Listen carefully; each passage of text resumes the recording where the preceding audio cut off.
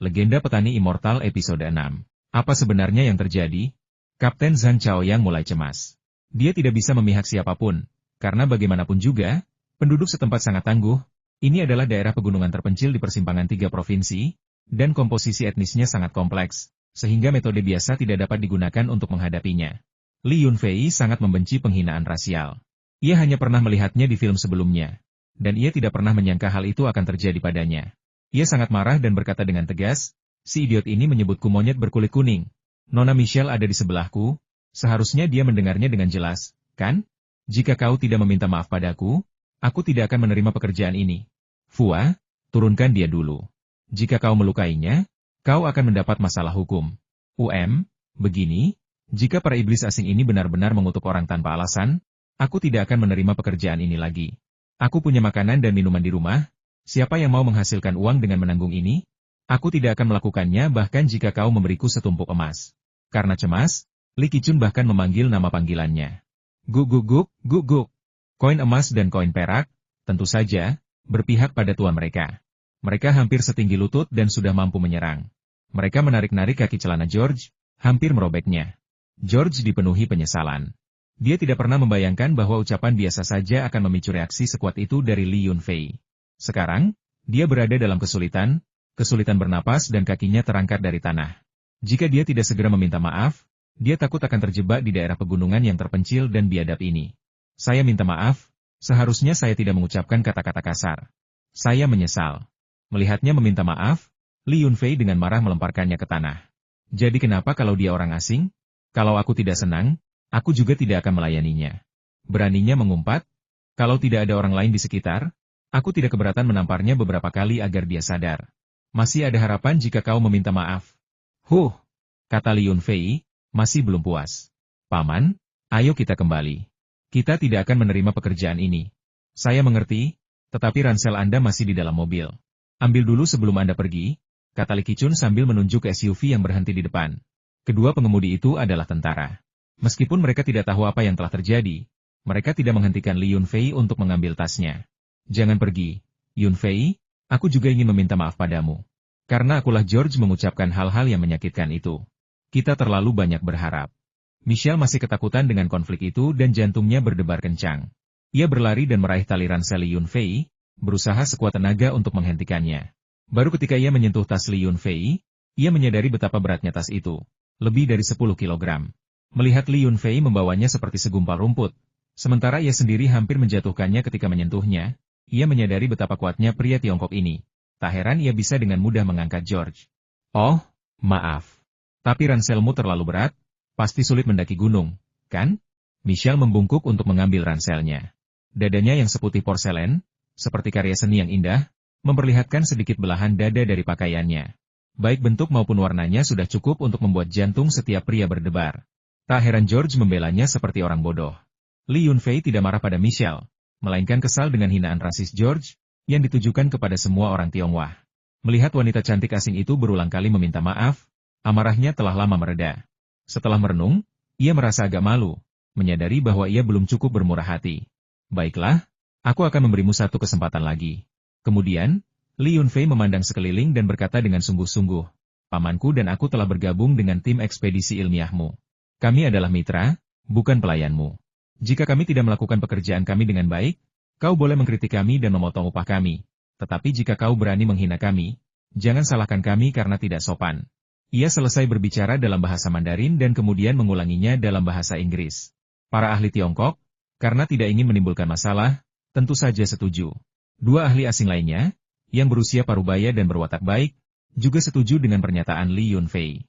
Selain itu, mereka tidak bisa melakukannya tanpa Li Yunfei dan Li Qichun sekarang. Dan untuk melanjutkan ekspedisi ilmiah, mereka akan menelan harga diri mereka dan setuju. Setelah menyepakati posisi masing-masing, mereka melanjutkan perjalanan, meskipun suasananya terasa kurang antusias dibandingkan sebelumnya. Sesampainya di kaki gunung, mereka memarkir mobil di sebuah rumah dengan halaman yang luas. Hunter Li Qichun memberi beberapa instruksi kepada pemilik rumah sebelum secara resmi memulai pendakian mereka. Para pengemudi asli kemudian menjadi porter, membawa beban 3 hingga 4 kali lipat berat badan orang biasa. Mereka menunjukkan gaya yang tangguh dan militer, sedikit bicara tetapi menyelesaikan pekerjaan dengan baik. Semua peralatan penelitian ilmiah, peralatan masak, dan makanan dibawa oleh kedua pengemudi ini. Selain itu, setiap orang membawa ranselnya masing-masing, dan barang-barang pribadi mereka semua berada di dalam tas mereka sendiri. Ada yang ringan dan ada yang berat, dan tas setiap orang berbeda-beda. Sesuai kesepakatan yang dicapai sebelum ekspedisi, Li Yunfei tidak diharuskan membawa apapun kecuali barang-barang pribadinya. Dengan kata lain, tim ekspedisi akan menyediakan makanan dan penginapan untuknya, yang dianggap sebagai tingkat keramahan yang sangat tinggi dalam penjelajahan alam liar. Jalan setapak di gunung itu sempit. Terkadang dua orang bisa berjalan berdampingan, dan terkadang hanya satu orang yang bisa lewat. Sesekali, satu atau dua kadal akan melesat keluar dari bawah kaki Anda, dan kadang-kadang burung lark, burung puyuh, atau burung liar tak dikenal lainnya akan terbang dari semak-semak di samping Anda. Sejak konflik itu, George jauh lebih berperilaku baik, meskipun sesekali secercah kebencian akan muncul di matanya ketika dia melirik Li Yunfei. Li Yunfei sama sekali tidak peduli. Dia memang tidak berniat berteman dengannya. Biarkan dia membencinya jika dia mau, jika dia tidak berperilaku baik, dia akan memberinya pelajaran. Michelle berhenti sengaja mencari gara-gara dan menganggap pria Tionghoa itu cukup jantan ketika marah. Jadi dia memulai percakapan dengannya, membahas teknik fotografi, dan bahkan mengambil foto koin emas dan perunggu. Memuji kedua anjing lokal itu sebagai anjing yang pintar dan lucu. Pada saat itu, anjing hitam besar yang memimpin jalan menggonggong dengan keras, suaranya mengandung sedikit ketegangan dan peringatan. Li Yunfei merasa bingung. Mereka baru sampai di tengah gunung. Bahaya apa yang mungkin ada? Tetapi kemudian dia melihat orang-orang di depan berhenti, menunjuk ke tengah jalan dan berbisik tentang sesuatu. Ada apa? Paman 7 inci? Li Yunfei menyempitkan badan untuk bertanya apa yang sedang terjadi. Ini bukan masalah serius. Lihat, ada laba-laba beracun yang menghalangi jalan dengan jaringnya di tengah. Cari saja ranting dan cungkil jaringnya. Jalan setapak itu sempit, dengan jaring besar semi-transparan yang menghalangi jalan. Beberapa bangkai serangga terbang kecil menempel di jaring itu, jelas telah digigit baru-baru ini. Di tengah-tengahnya tergeletak seekor laba-laba besar berwarna merah dan hitam dengan kaki-kaki tebal dan tajam yang tampak seperti telah menghisap darah. Michelle sangat gembira melihat laba-laba itu, terus-menerus mengambil foto sambil mengucapkan banyak jargon teknis yang tidak begitu dipahami oleh Li Yunfei. Kemudian Qicun melanjutkan, menjelaskan bahwa itu adalah laba-laba berbulu merah biasa yang ditemukan di pegunungan setempat. Dia mengatakan bahwa jika laba-laba itu merayap di tubuh seseorang, akan menyebabkan rasa sakit yang membakar dan benjolan merah yang bengkak. Jika digigit, bahkan dapat menyebabkan demam dan kejang, yang membutuhkan rawat inap. Seorang ahli asing berkacamata berkata dengan santai, seolah-olah mengatakan bahwa laba-laba beracun itu sangat biasa, dan kita harus menyingkirkannya dan segera melanjutkan perjalanan, tanpa membuang waktu. Tanpa bantuan penerjemah dari Li Yunfei, Qicun menggunakan parang di pinggangnya untuk membuka cangkang laba-laba itu. Laba-laba beracun itu menjadi waspada dan melompat ke rerumputan, lalu menghilang dalam beberapa saat. Setelah berjalan beberapa saat, kami menemukan sepetak stroberi liar di pinggir jalan. Stroberi itu berwarna merah cerah, dengan buah kecil seukuran ujung ibu jari, dilapisi butiran kecil yang tampak seperti mata serangga. Rasanya manis dan asam, serta memiliki tekstur yang sangat enak. Michelle sangat gembira dan makan sambil mengajak semua orang untuk ikut makan. Bahkan George, yang sedang merajuk, memetik beberapa buah stroberi. Namun, ia kurang beruntung dan menemukan ulat di daun stroberi liar yang menyengat tangannya. Rasanya seperti terbakar, dan ia berteriak kesakitan. Enak sekali, Yun. Petik lagi agar kita bisa memakannya di perjalanan. Aku pernah melihat stroberi liar seperti ini di tempat lain, tapi rasanya tidak seenak yang di sini. Michelle tersenyum, giginya putih berkilau, dan meskipun ada sedikit getah merah di sudut mulutnya, dia tetap begitu menawan. Ini stroberi liar, bukan stroberi liar biasa. Hamparan kecil di pinggir jalan ini biasanya dimakan oleh para pemburu yang lewat. Untungnya, kita datang lebih awal hari ini. Li Yunfei dengan cepat memetik stroberi liar yang tersisa. Hanya ada beberapa lusin saja, dan sebagian sudah dimakan orang-orang ini, sehingga hanya tersisa sedikit. Setelah memetiknya, Li Yunfei mengambil tangan Michelle yang cantik dan ramping, lalu meletakkan semua stroberi liar yang baru dipetik ke telapak tangannya. Tangan Michelle lembut dan halus, terasa sangat licin saat disentuh, ia hampir enggan melepaskannya. Hehehe, apa kau enggan memberikan semuanya padaku? Michelle menggoda Li Yunfei sambil tersenyum, tanpa menyadari pikiran lain di hati pria itu. Bagaimana mungkin? Ada banyak buah liar lezat di depan Murbei, ceri liar, persik, plum, aprikot. Semua yang ada di kebun kami dapat ditemukan di area liar ini. Hukum rimba berlaku, mereka yang bertahan hidup semuanya istimewa. Beberapa di antaranya rasanya beberapa kali lebih enak daripada yang dibudidayakan secara khusus. Tentu saja, beberapa terlalu asam dan sepat untuk dimakan. Di depan terbentang hutan lebat dengan banyak pohon bambu dan murbei. Ranting-rantingnya dipenuhi buah murbei berwarna ungu kemerahan, yang juga berserakan di tanah. Beberapa landak bersembunyi di balik akar pohon yang mencuat, menikmati makanan yang diberikan oleh alam.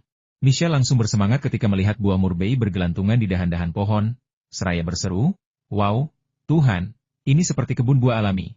Bagaimana bisa ada begitu banyak buah liar? Yunfei, bantu aku memetik beberapa, dan nanti aku akan berbagi coklat kesayanganku denganmu." Karena khawatir Li Yunfei akan marah, dia menawarkan jasa berbayar, atau lebih tepatnya, untuk menunjukkan kesetaraan. Kamu tidak boleh makan terlalu banyak. Makan terlalu banyak akan menyebabkan panas dalam dan bahkan mimisan. Li Yunfei mengatakan ini, tetapi dia tetap berjalan dan bersiap untuk memetik beberapa buah murbei dari cabang-cabang rendah yang bisa dia jangkau. Tiba-tiba, beberapa anjing menggonggong dan menerkam seperti kilat ke semak-semak di belakang pohon murbei. Meskipun masih muda, Gold Coin dan Chopper Coin ternyata lebih cepat dan lebih waspada daripada anjing pemburu tua, Big Black. Dalam jarak yang begitu pendek, mereka meninggalkan Big Black 3 atau 4 langkah di belakang. Qi Chunxia secara naluriah mengangkat senapan berburunya, membidik semak-semak di belakang pohon murbei, dan melihat seekor kelinci liar gemuk melesat keluar dari balik pohon sebelum menyimpan senapannya kembali. Ia pergi ke pegunungan untuk bertindak sebagai pemandu dan melindungi para peneliti, bukan hanya untuk berburu. Karena itu, lebih baik tidak membuang-buang peluru. Seekor kelinci saja tidak sepadan dengan tembakan yang dilepaskan. Begitu koin emas itu menerkam, kelinci itu tiba-tiba jatuh ke tanah, berguling, dan melompat ke arah berlawanan. Tetapi koin tembaga, yang sudah lama tidak sabar, menggonggong dan membuka mulutnya lebar-lebar untuk menggigit. Kelinci itu sangat cepat, dan koin tembaga itu gagal menggigit. Ia menggonggong dengan marah dan mengejar kelinci itu tanpa henti. Kedua anak anjing yang setengah dewasa itu, seperti mengejar kupu-kupu, melompat dan berlarian di rerumputan, sibuk seperti lebah. Beberapa kali mereka berhasil menggigit bulu coklat kelinci itu, tetapi kelinci itu tetap berhasil lolos. Tepat saat itu, anjing hitam besar, yang telah menunggu kesempatan, meraung dan menyerbu ke arah kelinci melompat. Saat masih di udara, tiba-tiba ia menggigit leher kelinci, sambil menggoyangkan kepalanya dengan keras. Kelinci itu terhuyung-huyung seperti gendang, semua kekuatannya hilang. Ketika anjing hitam besar itu mendarat dan berbalik, kelinci di mulutnya terlalu lemah untuk berontak. Ia menggerakkan kaki belakangnya beberapa kali lalu berhenti bergerak. Hal ini membuat koin emas dan tembaga itu marah. Mereka menggonggong dan meraung sambil menerjang anjing hitam itu, atau lebih tepatnya, kelinci di mulut anjing itu. Seekor anjing menggigit kaki kelinci dan tidak mau melepaskannya, melolong terus-menerus seolah ingin mencabik-cabik kelinci yang telah mempermalukan mereka itu.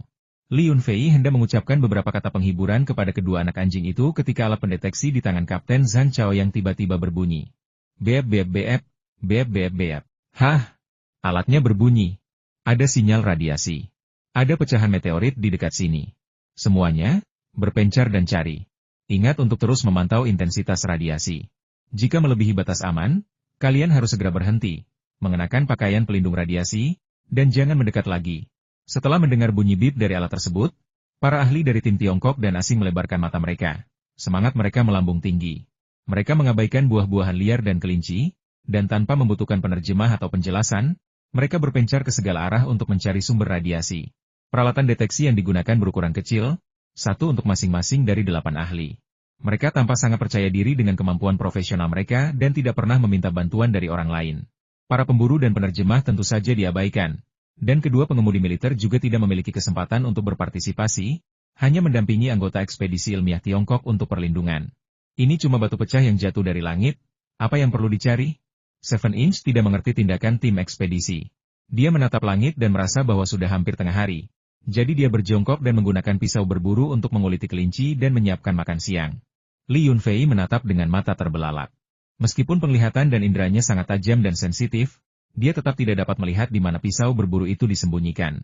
Namun, setiap pemburu memiliki keahlian khusus masing-masing, dan Li Yunfei tidak ingin menyelidiki terlalu dalam. Menguliti adalah keahlian seorang pemburu, jadi Li Yunfei harus membantunya, mencari kayu bakar di dekatnya. Dia tidak terlalu tertarik pada apa yang disebut meteorit itu. Kecuali mereka menemukannya dan memastikan tidak ada risiko radiasi, dia tidak akan cukup dekat untuk memeriksanya. Sebelum ekspedisi, tim menjelaskan bahwa makanan mereka biasanya terdiri dari biskuit padat dan makanan kaleng, dan panci serta wajan yang mereka bawa dapat digunakan untuk merebus air atau memanaskan makanan. Selain itu, tidak ada yang bisa mereka lakukan, karena mereka makan hal yang sama ketika berada di alam liar. Jadi, jika mempertimbangkan semuanya, kelinci di tangan Qi Chun adalah suguhan tambahan. Tentu saja itu tidak akan cukup untuk 12 orang, jadi berbagi sedikit adalah cara untuk melengkapi nutrisi mereka. Beberapa ratus meter jauhnya, Seseorang tiba-tiba berteriak ada jejak api di lereng bukit sebelah kanan. Sinyal radiasi paling kuat di arah itu, tetapi masih dalam jangkauan aman. Ketika para ahli ekspedisi ilmiah asing melihat arah yang ditunjukkan oleh para ahli Tiongkok, mereka tampaknya mengerti maksudnya dan buru-buru berteriak dalam bahasa Inggris. "Oh, kami juga menemukannya, demi Tuhan. Lihat, kami sudah menggunakan tali dan sedang bersiap untuk pergi ke lokasi yang terbakar di lereng bukit." 7 Inch, yang sedang menyiapkan panggangan barbeque darurat, mengerutkan kening dan berkata, "Fua, beritahu mereka bahwa lereng bukit yang teduh itu memiliki ular dan serangga paling beracun. Suruh mereka mengoleskan lebih banyak obat anti serangga sebelum turun ke sana."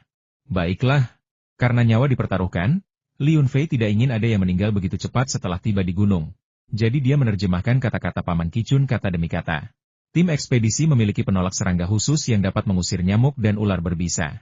Sebelum berangkat, mereka telah memberikannya kepada Li Yunfei dan Kicun. Tetapi Kicun menolak, malah memberinya sebotol kecil salep penolak ular buatan sendiri, mengatakan bahwa salep pusaka keluarga ini lebih efektif dan dapat diandalkan daripada yang lain. Yang disebut lereng bukit dan tebing sebenarnya tidak jauh berbeda. Terdapat aliran sungai selebar lengan yang mengalir di antaranya. Kelembapan sangat tinggi, sehingga lereng bukit ditutupi oleh berbagai macam tumbuhan, termasuk duri, tanaman merambat berduri, semak berduri, dan pohon buah liar berwarna cerah. Area yang terbakar berjarak lebih dari 100 meter dari puncak lereng, dan terdapat beberapa tikungan di aliran sungai di dekatnya, sehingga api tidak menyebar. Selain itu, saat itu akhir musim semi dan awal musim panas, dan rumput tumbuh subur, sehingga tidak banyak material yang mudah terbakar. Jika musim gugur atau musim dingin, maka itu akan menjadi masalah. Bahkan jika setengah dari tanaman layu dan menguning, itu bisa menjadi pemicu yang mematikan, dan seluruh gunung berpotensi terbakar. Li Yunfei menemukan sebuah batu besar, berjongkok di atasnya, dan mengamati mereka mencari meteorit. Kedua anak anjing itu sedikit lapar, merengek dan mengibas-ngibaskan ekornya, sesekali meregangkan tubuh di tanah. Li Yunfei bermaksud melatih kemampuan koin emas dan tembaga untuk berburu di alam liar, jadi dia sengaja tidak memberi mereka makan. Roh mereka memasuki ruang kecil itu, ingin memetik 2 buah persik untuk diri mereka sendiri. Desis-desis. Sebuah teriakan tajam, agak mirip dengan suara elang emas muda, hampir menusuk gendang telinganya. Burung hitam aneh yang setengah mati itu secara mengejutkan penuh energi, berbaring di tepi kolam kecil, mencoba menangkap ikan. Sayangnya, baik menggunakan sayap maupun cakarnya, ia tidak dapat mencapai ikan di kolam tersebut. Ketika Li Yunfei masuk, ia menjadi marah dan tiba-tiba terjun ke kolam. Ia memercikkan air beberapa kali, menimbulkan banyak tetesan air, tetapi tidak menyentuh satupun sisik ikan. Sebaliknya, ia hampir tenggelam. Air mata air memang baik, tetapi jangan berlebihan. Pelajaran berharga kemarin telah mengajarkan banyak hal kepada burung berbulu botak itu. Minum air saja tidak akan mengenyangkan perutnya. Mentimun dan tomat juga bisa mengenyangkan perutnya, tetapi tampaknya ia ingat bahwa ia adalah karnivora, dan hanya dengan melihatnya saja hasrat berburunya akan tersulut. Sayuran yang berserakan di tanah tidak dapat menggodanya. Tentu saja, buah persik di pohon mungkin sesekali menggodanya, tetapi sayangnya, ia tidak memiliki bulu, jadi memetik buah dari pohon hanyalah mimpi belaka. "Kau burung bodoh, mencoba bunuh diri?"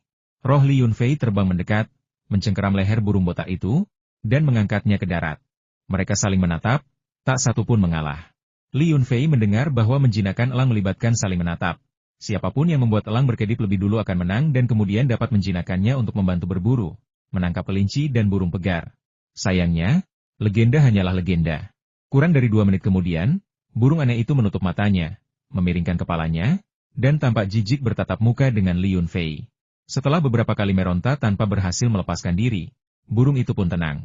"Karena kau hampir sebodoh orang idiot, aku akan menangkapkanmu ikan," kata Li Yunfei, melemparkan burung aneh berbulu botak itu ke kakinya, meraih ke kolam beberapa meter jauhnya untuk mengambil ikan mas seberat 5 atau 4 pon, dan melemparkannya ke kebun sayur Kuaiba Garden.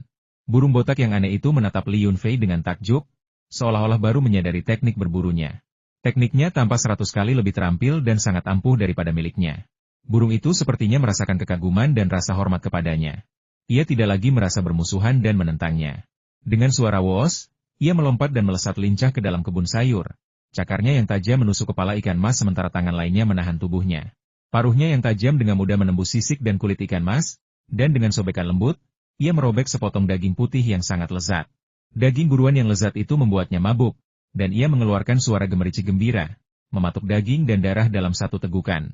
Ikan mas besar yang dibesarkan di air mata air itu berjuang di bawah tekanan, tetapi ia tidak dapat melepaskan diri dari cakar tajam burung aneh yang botak itu, dan segera ia tergeletak tak bergerak. Barulah saat itu Li Yunfei menyadari bahwa paruh burung botak yang aneh itu berwarna putih. Warna abu-abu yang dilihatnya pertama kali mungkin adalah warna burung setelah terbakar. Burung itu telah beristirahat di ruang kecil itu untuk waktu yang lama sebelum kembali ke warna aslinya. 1 hari di ruang kecil setara dengan 10 hari di dunia luar. Alasan mengapa koin emas dan tembaga tumbuh begitu cepat adalah karena mereka sering memasuki ruang kecil untuk berkembang dan tumbuh, yang secara alami berbeda dari tingkat pertumbuhan mereka di dunia nyata. Ketika cakar-cakar itu merobek daging ikan, mereka seolah-olah juga mengikis kulit mati, memperlihatkan cakar seputih giok dan sebersih salju. Apakah ini burung elang? Elang biasa memiliki pelindung dada atau paruh berwarna hitam atau abu-abu, dan cakarnya sebagian besar berwarna abu-abu atau hitam. Bagaimana mungkin warnanya putih? Apakah ini elang albino? Li Yunfei tidak mengerti. Dia belum pernah melihat banyak elang sebelumnya dan tidak banyak tahu tentang daerah ini. Jadi dia hanya memetik buah persik seukuran kepalan tangan dan meninggalkan tempat kecil itu, membiarkan burung botak yang aneh itu berkeliaran. Roh itu kembali ke tubuhnya, dan sebuah buah persik merah muda muncul begitu saja di tangannya. Aromanya memenuhi udara dan menyegarkan jiwa. Tanpa mencucinya, ia dengan santai mengusapnya dengan tangannya dan mulai melahapnya. Rasanya tetap memikat. Kedua anak anjing itu mencium aroma buah persik dan air liur mereka menetes, tetapi sayangnya, di bawah teguran keras Li Yunfei, mereka menyadari bahwa mereka tidak akan mendapatkan makanan untuk saat ini.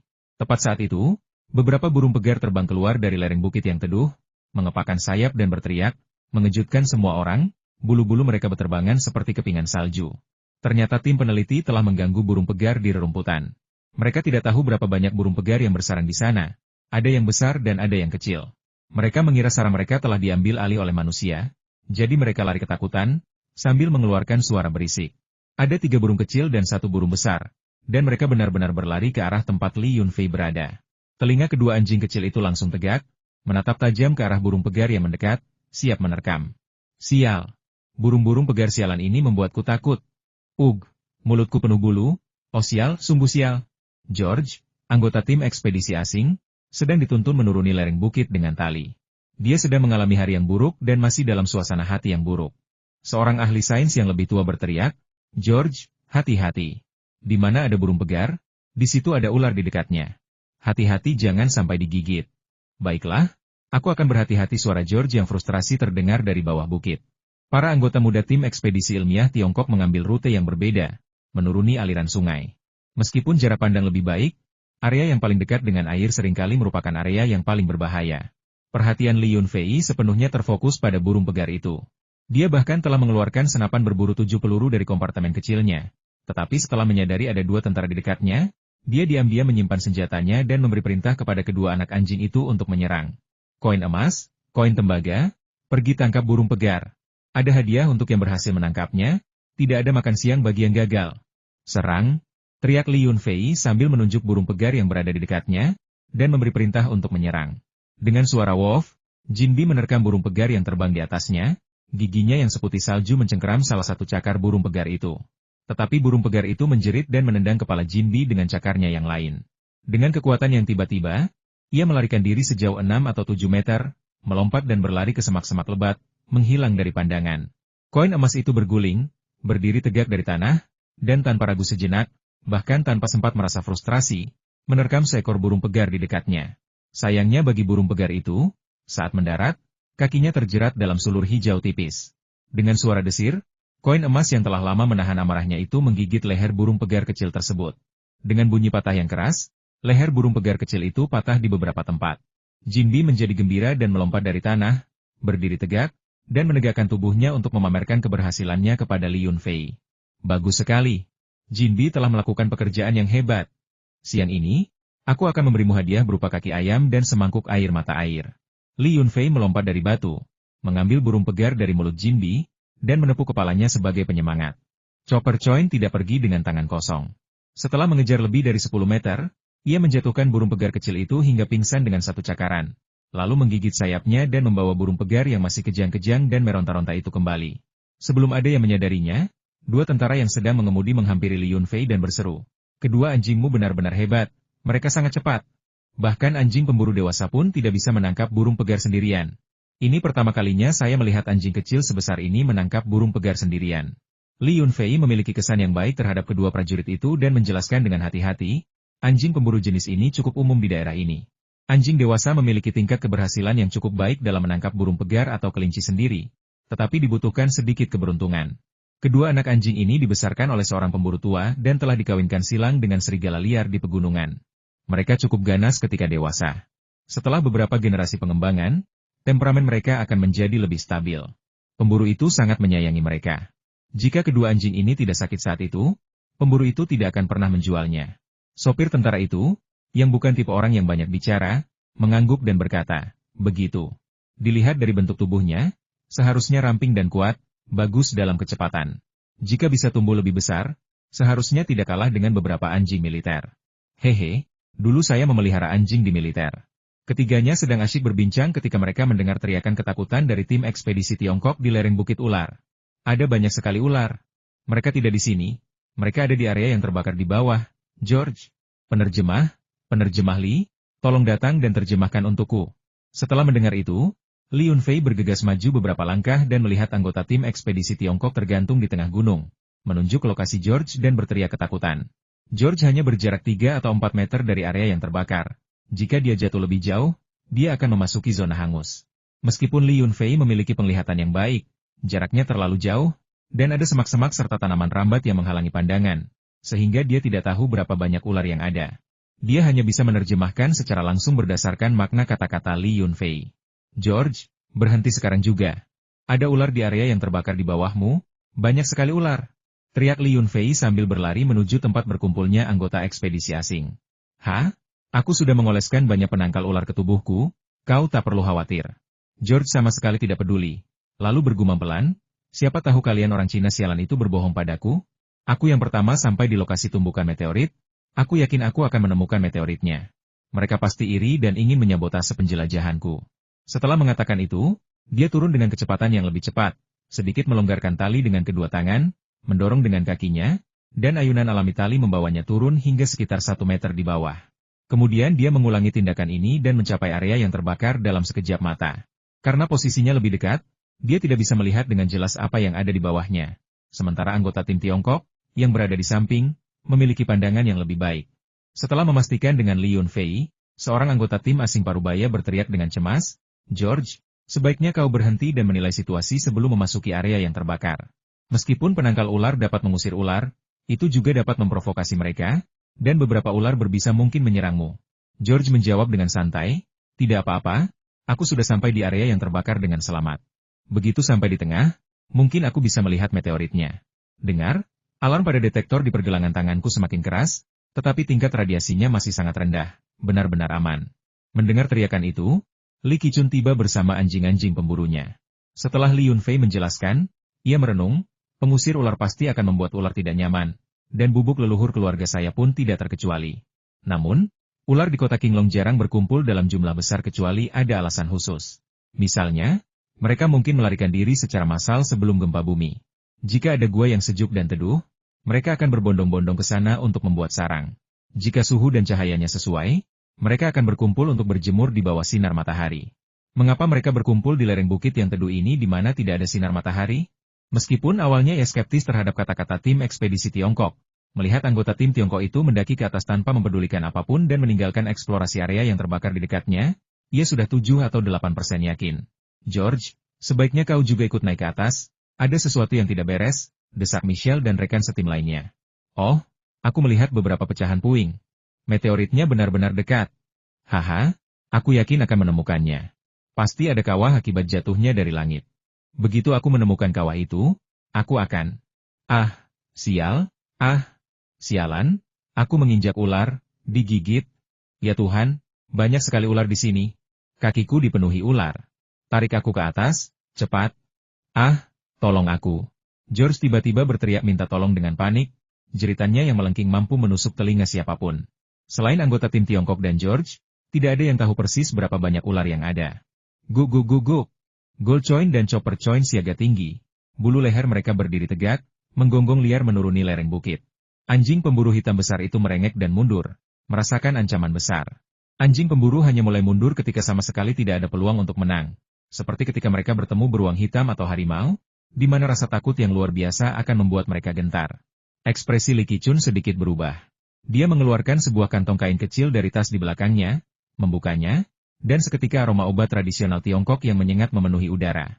Dia menjelaskan, ini adalah bubuk penolak ular yang saya buat. Jika Anda membuat marah sekelompok ular, mereka akan mengejar Anda. Anda harus menggunakan bubuk ini untuk mengusir mereka. Tentu saja, sebagian besar ular hanya akan mengejar Anda sejauh 3 hingga 5 langkah dan tidak akan mengejar Anda terlalu jauh. Para anggota tim ekspedisi Tiongkok bergegas membantu, dan bersama-sama mereka menarik George ke atas. George, yang masih menjerit kesakitan, baru saja ditarik ke darat ketika Li Qichun berteriak, "Kalian semua mundur dan periksa lukanya. Aku akan melihat apakah ada ular yang mengejarnya." Li Yunfei menerjemahkan kata-katanya secara harfiah. Dia juga cukup berpengalaman menangani orang yang digigit ular berbisa, jadi dia mengarahkan semua orang untuk mundur dan bersiap untuk melarikan diri kapan saja.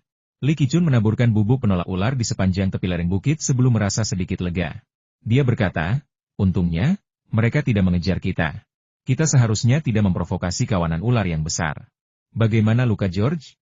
Ada berapa tempat dia digigit? Seperti apa rupa ular yang menggigitnya? George meraung kesakitan, memberitahu semua orang bahwa dia telah digigit di tumit kanannya dan betis kirinya. Ular yang pertama kali menggigitnya memiliki moncong yang tajam dan bintik-bintik coklat gelap yang besar. Kemudian, ular yang menggigitnya tidak terlihat jelas, ular itu terlalu sibuk mencoba melarikan diri. Kelompok itu membawa George ke tempat mereka meletakkan barang bawaan. Kelinci itu sudah dipanggang, dan untungnya belum gosong, meskipun mereka belum lama pergi. Namun, Li Qichun sama sekali tidak peduli dengan kelinci itu, dan Li Yunfei meletakkan burung pegar yang dipegangnya, siap membantunya. Luka di betisnya relatif halus, dengan deretan bekas taring dangkal, yang jelas menunjukkan bahwa itu berasal dari ular tidak berbisa. Namun, luka di dekat tumit kanannya memiliki 2 bekas taring dalam yang jelas, berdarah deras, dan bahkan merobek sepatunya, dengan taring menembus jauh ke dalam daging. Ini agak merepotkan. Dilihat dari lukanya, sepertinya gigitan ular tingkat 5. Aduh, semua orang memakai sepatu bot kulit, kenapa hanya kau yang memakai sepatu bot hiking biasa? Kau memang sengaja mencari gigitan. Keluh 7 Inch, tetapi tangannya tidak berhenti. Pertama, ia membalutkan beberapa perban di belakang lututnya, lalu menggunakan pisau berburu untuk membuat sayatan kecil berbentuk salib pada luka gigitan taring. Li Qingshan menerjemahkan, dan pakar parubaya itu menjelaskan George merasa iklim di sini agak lembab dan panas. Ia menderita penyakit kaki atlet, jadi ia ingin mengenakan sepatu biasa saat pertama kali memasuki pegunungan dan kemudian menggantinya dengan sepatu bot kulit bertali tinggi saat semakin jauh ke dalam pegunungan. Ia sama sekali tidak menyangka akan diserang ular berbisa begitu memasuki pegunungan. Ya Tuhan, apa yang kau lakukan? Hentikan. Aku sangat kesakitan. Mengapa kau mengiris lukaku dengan pisau? Aku punya penawar racun, aku tidak butuh pengobatan tradisionalmu. George berteriak kesakitan dan ketakutan, memohon kepada temannya untuk menyuntiknya dengan penawar racun. Rekannya menggelengkan kepala, berkata dengan agak tak berdaya, "George, aku harus meminta maaf dan memberitahumu sesuatu yang kurang menyenangkan. Ular yang menggigitmu adalah ular berbisa berhidung runcing, yang cukup langka, dan antibisa kami tidak dapat mengobati gigitan ular jenis ini. Namun, demi keselamatanmu, setelah penangkap ular ini mengobatimu, jika kamu merasa tidak enak badan, kami akan memberimu suntikan." Li Yunfei menatap George dengan dingin dan berkata, "Jika kau tidak ingin mati, kerjasamalah dalam pengobatan. Pamanku bilang dia sangat ahli dalam mengobati luka akibat racun ular dan akan menyelamatkan hidupmu. Biar ku beritahu sesuatu ular ini disebut, ular 5 langkah, di daerah kami, dan juga dikenal sebagai naga batu. Racunnya sangat mematikan. Lebih dari separuh orang yang digigit dan dibawa ke rumah sakit meninggal, tetapi hampir semua orang yang dibawa ke tempat pamanku, kecuali beberapa orang yang terlambat datang, telah sembuh." "Tidak, aku tidak percaya. Apalagi yang kau inginkan? Michelle, tolong bantu aku menyuntikkan serum antitoksin, atau panggil helikopter untuk membawaku ke rumah sakit." George mencoba melawan, tetapi kakinya yang terluka ditahan, sehingga dia hanya bisa berteriak sekuat tenaga. Saat itu, Qichun mengeluarkan sebuah alat kaca transparan dari tasnya, yang bentuknya menyerupai bekam. Alat itu memiliki lubang kecil dan ekor kecil di bagian belakang, yang tampak seperti gagang penghisap pada alat suntik. Dengan kata lain, keseluruhan bentuknya menyerupai alat suntik bermulut lebar. Saya memanaskan benda kaca di atas api, lalu dengan cepat menekannya ke bagian yang terpotong, menekannya dengan sangat kuat, dan benda itu langsung tersedot masuk. Michelle tidak menanggapi George. Sebaliknya, dia memperhatikan dengan penuh minat dan bertanya dengan penasaran, "Kau ingin menggunakan alat ini untuk menghisap bisa ular? Tapi luka akibat gigitan ular berbisa berhidung runcing sangat dalam, dan bisanya menyebar dengan sangat cepat. Metode ini mungkin tidak akan terlalu efektif, bukan? Menghisapnya dengan mulut akan lebih efektif, bukan?" Li Yunfei melirik Michelle dan menjawab dengan kesal, "Nona cantik, Dalam situasi ini, jika ada pengobatan efektif lainnya, apakah Anda bersedia menghisap racunnya dengan mulut Anda? Michelle menatap tajam Li Yunfei dan terdiam. Kecuali dalam situasi hidup dan mati, dibutuhkan keberanian bagi rekan satu tim yang tidak terlalu dekat satu sama lain untuk melakukan tindakan penyelamatan yang intim. Pada saat itu, Kichun perlahan menarik alat penyedot, dan banyak darah mengalir dari luka berbentuk salib, secara bertahap berubah menjadi merah terang. Kichun kemudian melepaskan alat penyedot kaca, membilas luka dengan air bersih, dan setelah memastikan bahwa darah yang keluar semuanya segar, ia mengeluarkan botol plastik dari tasnya, mengambil sepotong salep hijau tua seukuran kuku jari, dan mengoleskannya ke luka. Anehnya, luka yang tadinya berdarah deras itu berhenti berdarah begitu salep hijau dioleskan. Setelah mengamati sejenak, Kichun membalut luka dengan kain kasa, lalu mengeluarkan botol lain dan menuangkan 2 pil. Ini beberapa pil obat tradisional Tiongkok yang saya buat sendiri. Apakah Anda ingin meminumnya? Jika Anda meminum 2 pil ini, Anda akan baik-baik saja. Jika Anda tidak ingin meminumnya, Anda bisa menunggu sampai petugas gawat darurat rumah sakit tiba. Saat Kichun berbicara, Li Yunfei menerjemahkannya. Keduanya berbicara dengan nada yang sangat tenang, pada dasarnya memberikan kesan bahwa jika Anda ingin memakannya, Anda bisa, dan jika tidak, itu juga tidak masalah. George tidak ingin menuruni gunung seperti itu. Ketika dia melihat lukanya sudah berhenti berdarah, dia sudah percaya pada kemampuan medis Kichun. Tapi dia masih keras kepala dan bermulut kotor. Setelah meminum pil itu, dia memiringkan kepalanya dan berkata, 2 pil obat tradisional Tiongkok saja sudah cukup? Kau bercanda? Jika aku mati karena keracunan, aku pasti akan menuntutmu atas pembunuhan. Li Yunfei bahkan tidak repot-repot menerjemahkan kata-kata itu.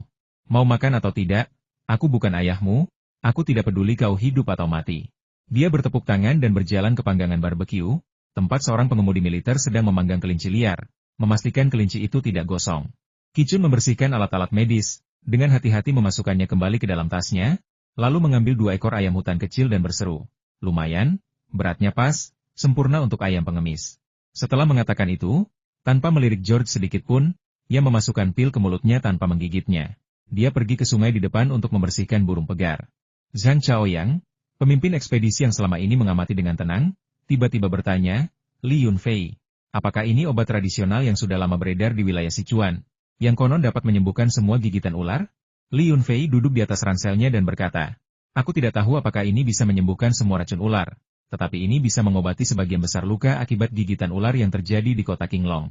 Zhang Chaoyang melanjutkan, sebelum datang ke sini, saya telah mencari banyak informasi dan menemukan bahwa tidak ada ular 5 langkah di seluruh kota Yunhuang.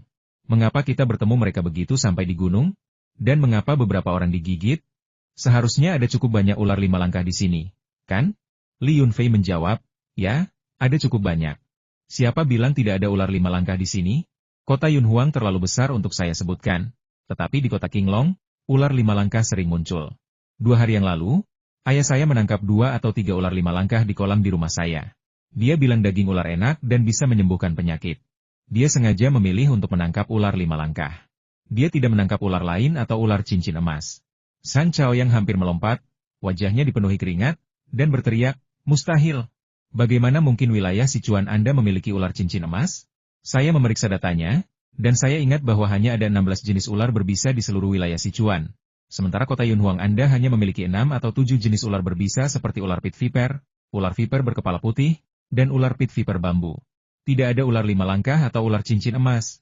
Li Yunfei menatapnya dengan tatapan bingung untuk waktu yang lama sampai pihak lain menjadi tidak sabar. Kemudian dia bergumam, apakah kau benar-benar ahli? Ini jelas, tapi kau tidak percaya? Jika kukatakan ada ular kobra raja dan ular bambu di sini, apakah kau masih tidak akan percaya? Ular kobra raja dan ular berbisa bambu mungkin ada, tetapi ular 5 langkah dan ular cincin emas jelas tidak tercatat di kota Yunhuang. Dalam hal pengetahuan profesional, Kapten Zhang sama sekali tidak ragu-ragu dan sangat percaya diri. Baiklah, kau kan ahlinya, aku tidak bisa membantahmu. Tapi nanti aku akan menangkapkanmu beberapa ular kerait emas, dan oh ya, ada juga ular kerait perak. Zhang Chaoyang langsung merasa gugup, dan mengoreksinya dengan sangat serius tidak mungkin. Sama sekali tidak mungkin. Seorang anggota tim Tiongkok Parubaya lainnya mendekat dan bertanya dengan ramah.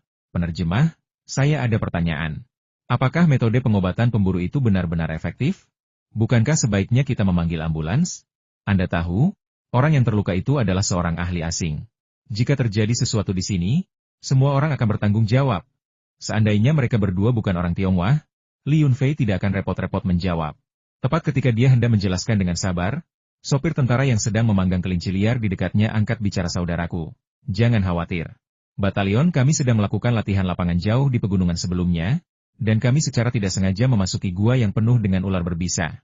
Lebih dari 10 rekan kami digigit, dan kami hanya memiliki 5 botol anti bisa.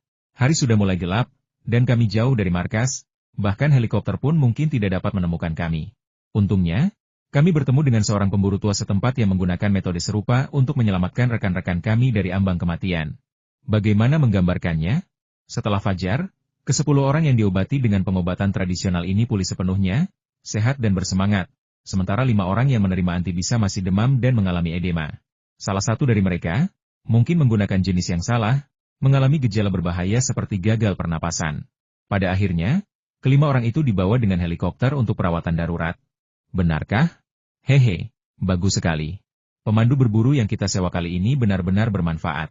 Kata pria parubaya itu, lalu berlari ke sisi George dan menggunakan isyarat serta campuran kata-kata bahasa Inggris dengan pengucapan yang aneh untuk mendesak George agar segera meminum pil itu. George terlalu penakut dan memiliki terlalu banyak kekhawatiran. Bahkan Michelle, yang berada di tim yang sama, tidak tahan lagi. Dia dengan marah mengumpat sesuatu lalu berlari ke sisi Li Yunfei untuk bermain dengan kedua anak anjing itu. Yun, apakah metode yang digunakan untuk mengobati racun ular berasal dari ilmu sihir Tiongkok? Apakah kamu mengetahuinya?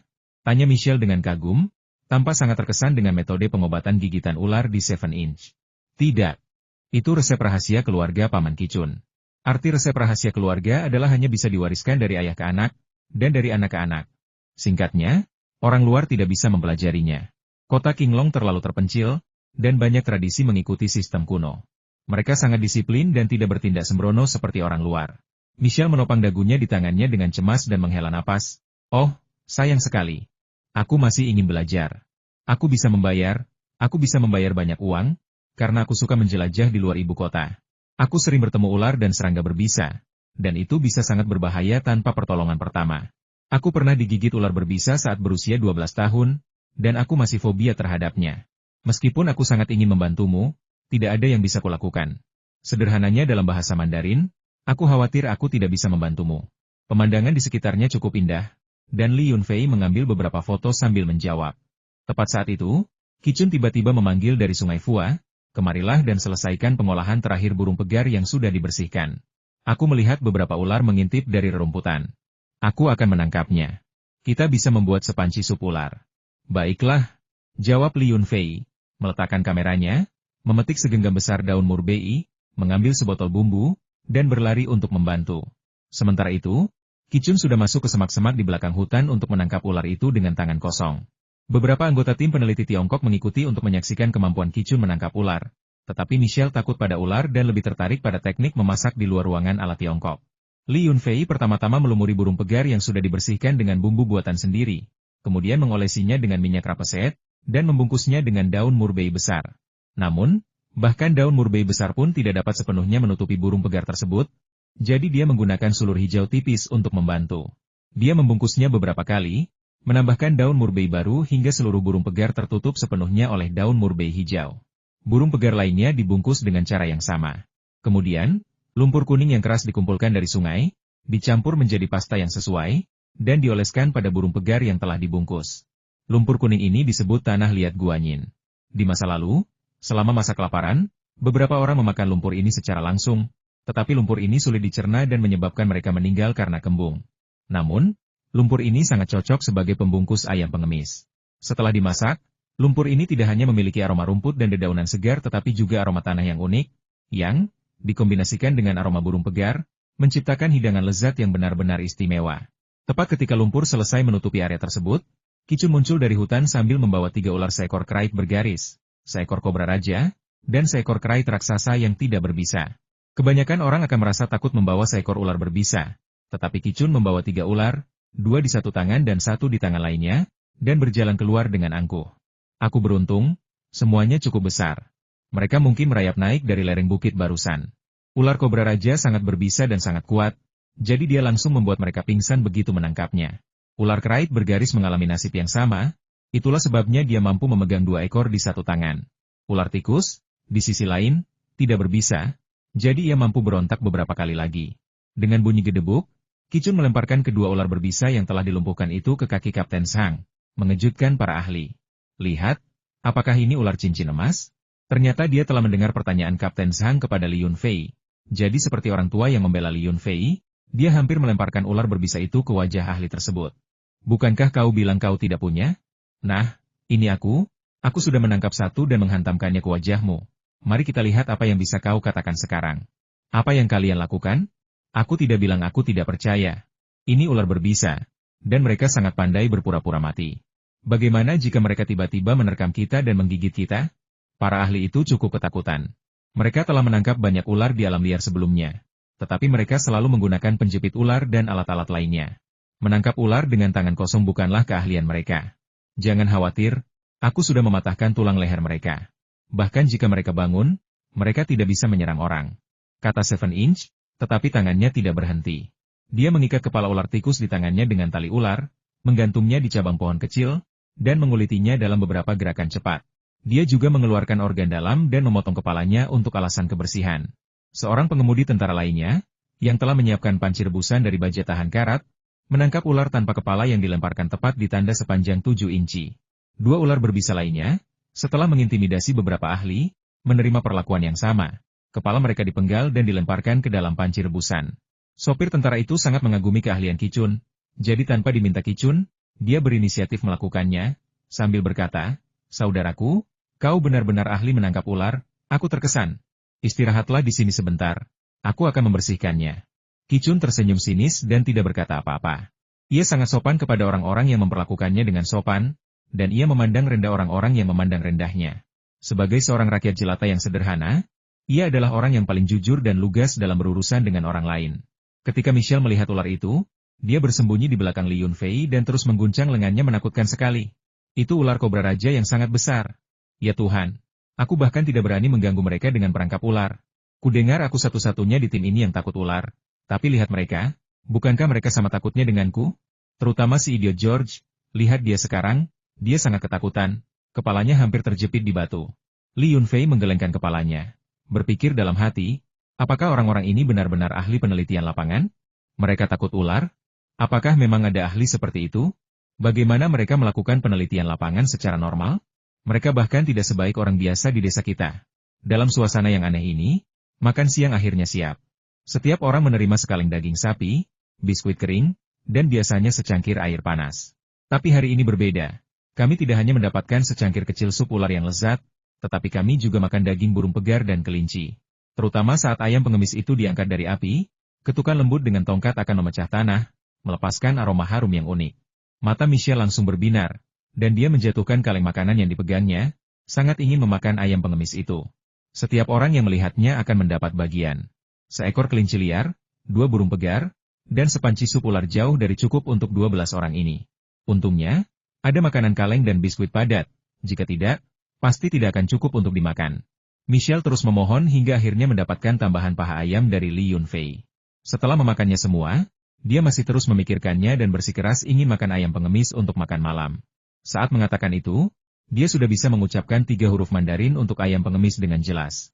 Koin emas dan tembaga yang malang itu hanya cukup untuk mengambil beberapa tulang untuk dimakan. Sambil berpura-pura pergi ke toilet, Li Yunfei diam-diam mengeluarkan 2 ikan berukuran setengah dari tempat kecilnya dan melemparkannya ke anak-anak anjing itu. Hal ini membuat kedua anak anjing itu mengibas-ngibaskan ekornya dengan gembira, mengubah sepenuhnya rasa kesal mereka sebelumnya. Setelah menikmati makan siang mewah pertama mereka di gunung, mereka dihadapkan pada keputusan sulit, haruskah mereka menyimpan meteorit itu di lereng yang teduh? Atau haruskah mereka tetap turun untuk mencarinya? Sebagian orang mengatakan itu terlalu berbahaya, sementara yang lain mengatakan itu adalah kesempatan langka, dan jika mereka melewatkannya, mereka tidak tahu apakah mereka akan pernah menemukan kesempatan lain. Li Yunfei, sebagai penerjemah, hanya fokus pada penerjemahan dan tidak pernah menyampaikan pendapatnya sendiri. Lokasi itu memang berbahaya, dijaga oleh sejumlah ular berbisa yang tidak diketahui jumlahnya. Bahkan jika dia menerobos masuk dengan paksa menggunakan ruang sempit itu, masih akan ada ular berbisa yang meleset dan menyerangnya. Para ahli berkonsultasi dengan Kicun, seorang ahli penangkap ular, dan bertanya apakah ia berani turun dan mencari meteorit tersebut. Tim ekspedisi menawarkan bonus tambahan sebesar 1.000 yuan kepadanya, dan jika ia menemukan meteorit tersebut, bonusnya akan bertambah 500 yuan. Tanpa pikir panjang, Kicun menolak. Justru karena saya seorang ahli penangkap ular, saya lebih tahu bahaya sekelompok ular berbisa. Jika saya kehilangan nyawa, apa gunanya uang bagi saya? Setelah Li Yunfei menerjemahkan kata-kata itu kata demi kata, para ahli asing itu langsung dipenuhi rasa hormat. Tidak seorang pun berani memberikan saran lebih lanjut, dan tidak seorang pun menyebutkan pencarian meteorit itu lagi. Memang, bahkan seorang pemburu dengan pendidikan terbatas pun tahu bahwa tanpa kehidupan, tidak ada apapun. Lalu mengapa mereka masih bersikeras? George, yang berhasil lolos dari mulut ular itu, tidak mengucapkan sepatah kata pun. Sejak melihat kawanan ular berbisa yang tak terhitung jumlahnya itu, rasa takutnya terhadap ular bahkan lebih kuat daripada Michelle. Setelah memutuskan untuk sementara waktu meninggalkan meteorit itu, mereka tidak punya pilihan selain melanjutkan perjalanan. George sudah meminum pilnya, dan lukanya sembuh dengan cepat.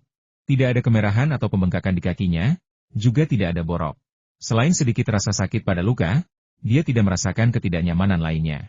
Saat mereka bergerak maju, Li Yunfei diam-diam memeriksa foto-foto yang disalin ke ponselnya dan menemukan bahwa lintasan meteor yang jatuh memang dapat digunakan untuk menghitung perkiraan area pendaratan. Dia hanya perlu menggambar beberapa garis bantu untuk membantu menentukan lokasinya. Meteorit ini agak aneh. Tampaknya menghasilkan panas, itulah sebabnya ular suka berkumpul di dekat kawah tumbukan. Ini adalah kesimpulan yang ditarik oleh para ahli berdasarkan peristiwa baru-baru ini. Apakah kesimpulan ini benar perlu ditentukan dengan menemukan meteorit berikutnya? Saat kami mendekati puncak, jalan setapak di gunung mulai berkelok-kelok. Tepat ketika kami hampir mencapai puncak, jalan itu mulai menurun. Kami berjalan di sepanjang jalan setapak yang sempit, perlahan-lahan menuruni lereng, dengan semakin banyak batu di bawah kaki kami.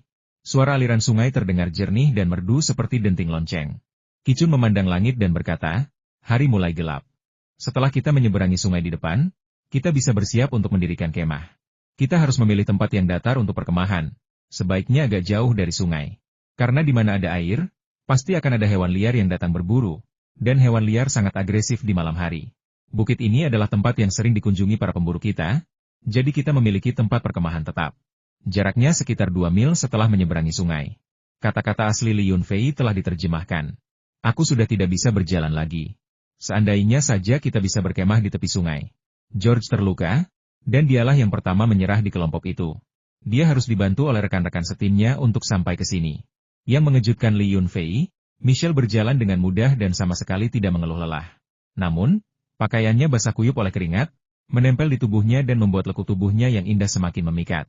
Koin emas dan tembaga langsung bersemangat begitu melihat air, berguling-guling beberapa kali sebelum melompat dan memercikan air kemana-mana. Koin tembaga tampaknya melihat ikan seukuran telapak tangan, dan dengan cipratan, ia melompat ke kolam yang sedikit lebih dalam dan menghempaskan diri, tetapi sayangnya tidak menangkap apapun. Namun, Big Black adalah sosok yang berpengalaman. Saat melewati sebuah batu berwarna coklat, ia tiba-tiba berteriak kegirangan beberapa kali, menerkamnya, dan menangkap seekor ikan hitam aneh dari batu itu. Ikan itu tampak seperti cicak raksasa, dengan 4 kaki dan ekor panjang seperti sumpit. Ikan itu lengket dan licin. Hah? Apakah itu salamander raksasa? Anda tidak bisa sembarangan menggigitnya, itu hewan yang dilindungi. Pakar asal Tiongkok itu berseru kaget saat melihatnya. Li Yunfei terkekeh sendiri. Ular kobra raja yang mereka makan untuk makan siang juga merupakan hewan yang dilindungi kelas 2 di Tiongkok. Mereka makan dengan lahap, tanpa menyebutkan sama sekali bahwa itu adalah hewan yang dilindungi. Namun, dilihat dari ukuran ikan aneh ini, jelas bukan salamander raksasa. Tubuhnya terlalu ramping, dan meskipun rasanya enak, teksturnya tidak kenyal. 7 Inch mengoreksi. Itu adalah ikan cedarwort, yang cukup umum di pegunungan, tetapi saya sudah bertahun-tahun tidak bertemu dengan salamander raksasa yang sebenarnya. Ikan cedarwort juga dikenal sebagai ikan Qianghuo, termasuk dalam famili salamander. Umumnya hanya berukuran sekitar 20 cm dan memiliki khasiat obat.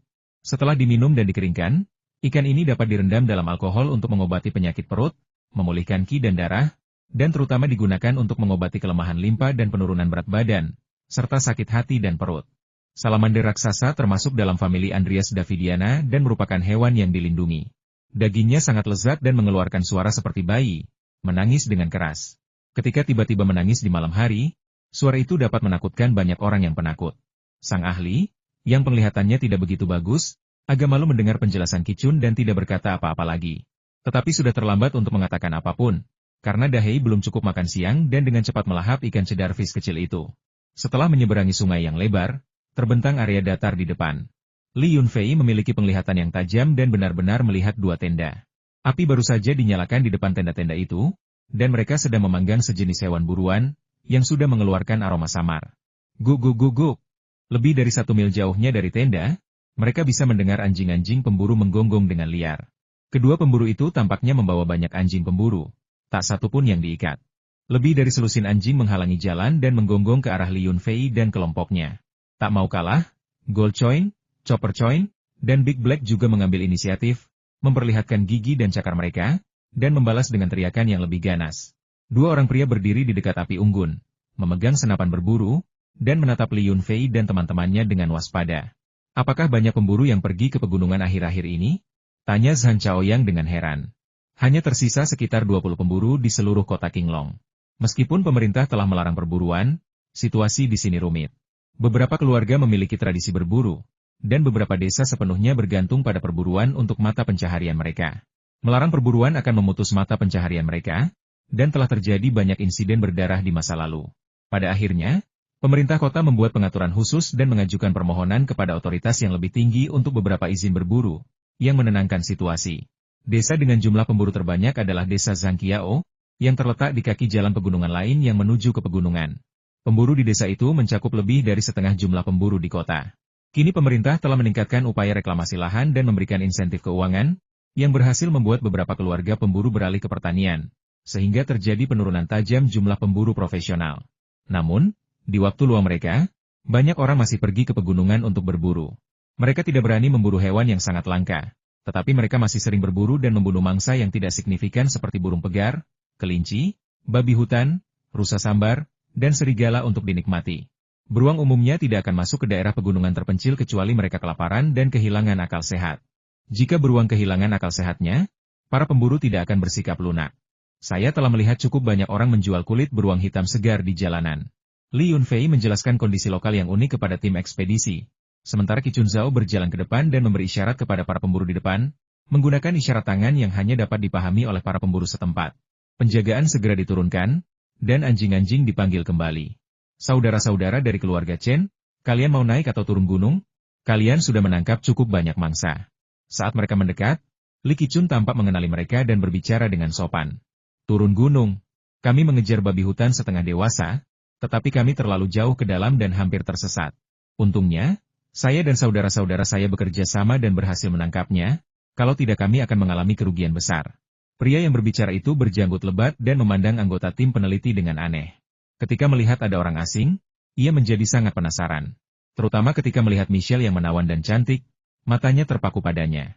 Seorang pemburu lain dengan bangga menunjuk ke babi hutan yang diikat, kedua kaki depannya diikat bersama, kedua kaki belakangnya diikat bersama, dan sebuah tongkat kayu besar ditancapkan di tengahnya. Begitulah cara mereka membawa babi hutan itu sampai ke sini. Di samping babi hutan, beberapa burung pegar dan kelinci diikat dengan tali. Hewan buruan kecil ini sangat umum. Pemburu berpengalaman tidak pernah pergi ke pegunungan dengan tangan kosong karena ada banyak kelinci dan burung pegar di sana. Li Yunfei sedikit mengerutkan kening. Bahkan dia, orang luar, tahu bahwa babi hutan hidup berkelompok.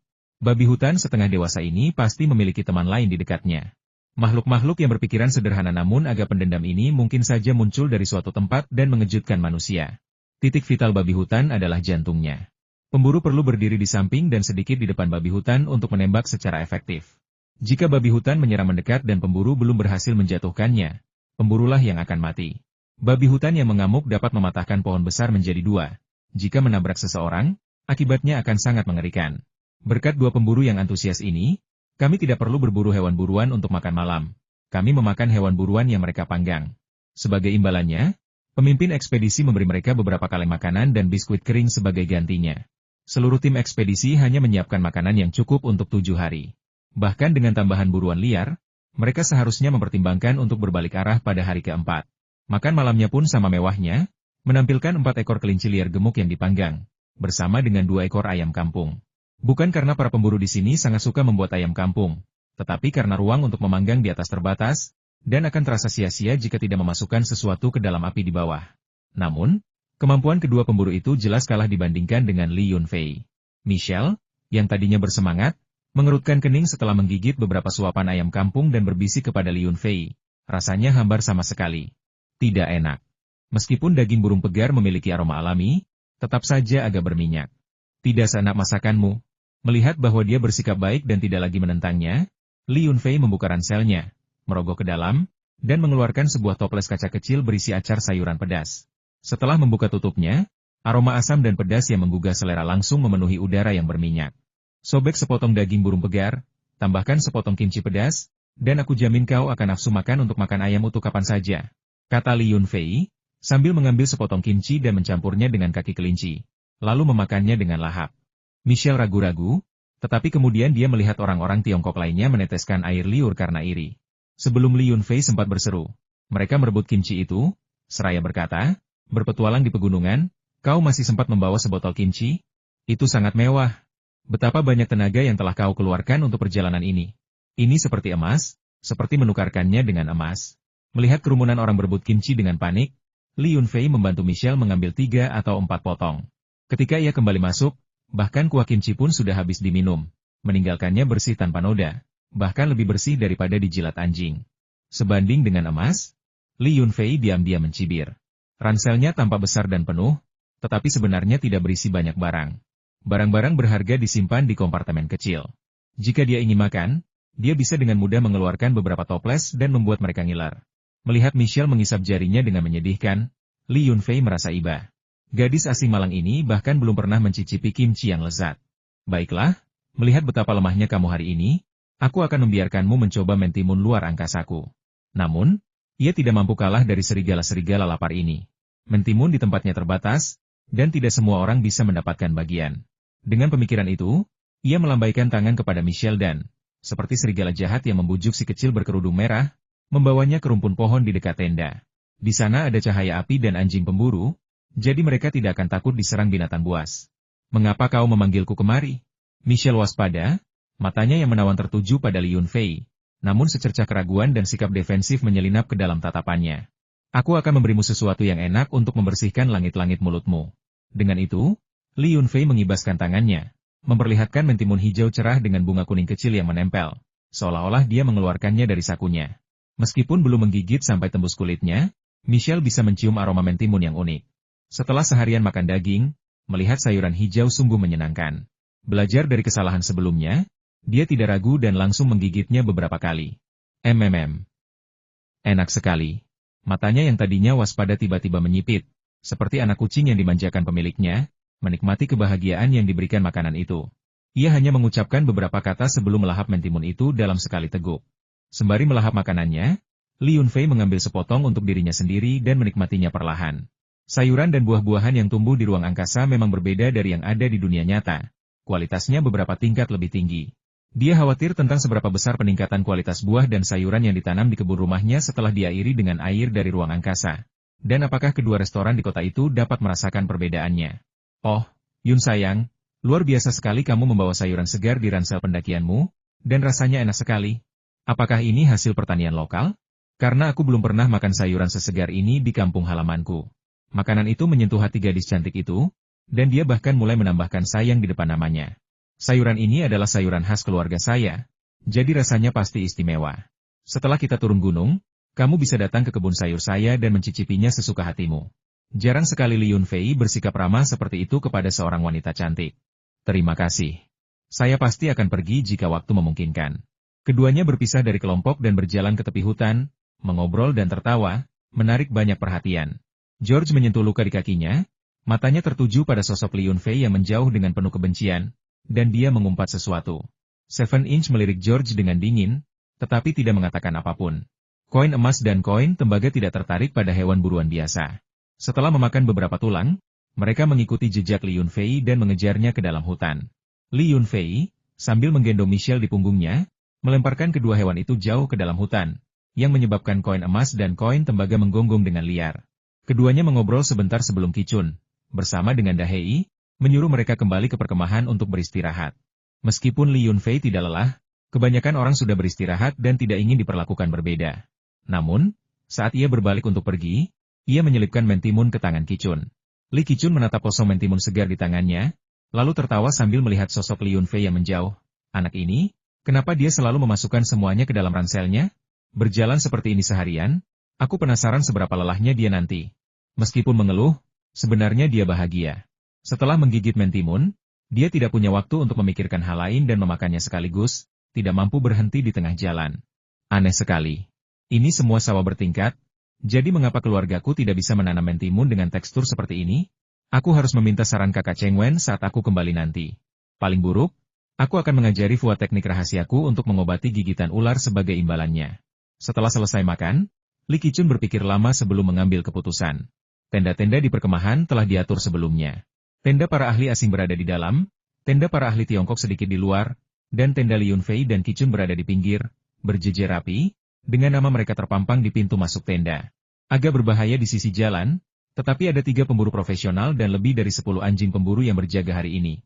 Jadi meskipun ada beruang datang, nyawa kita tidak akan terancam.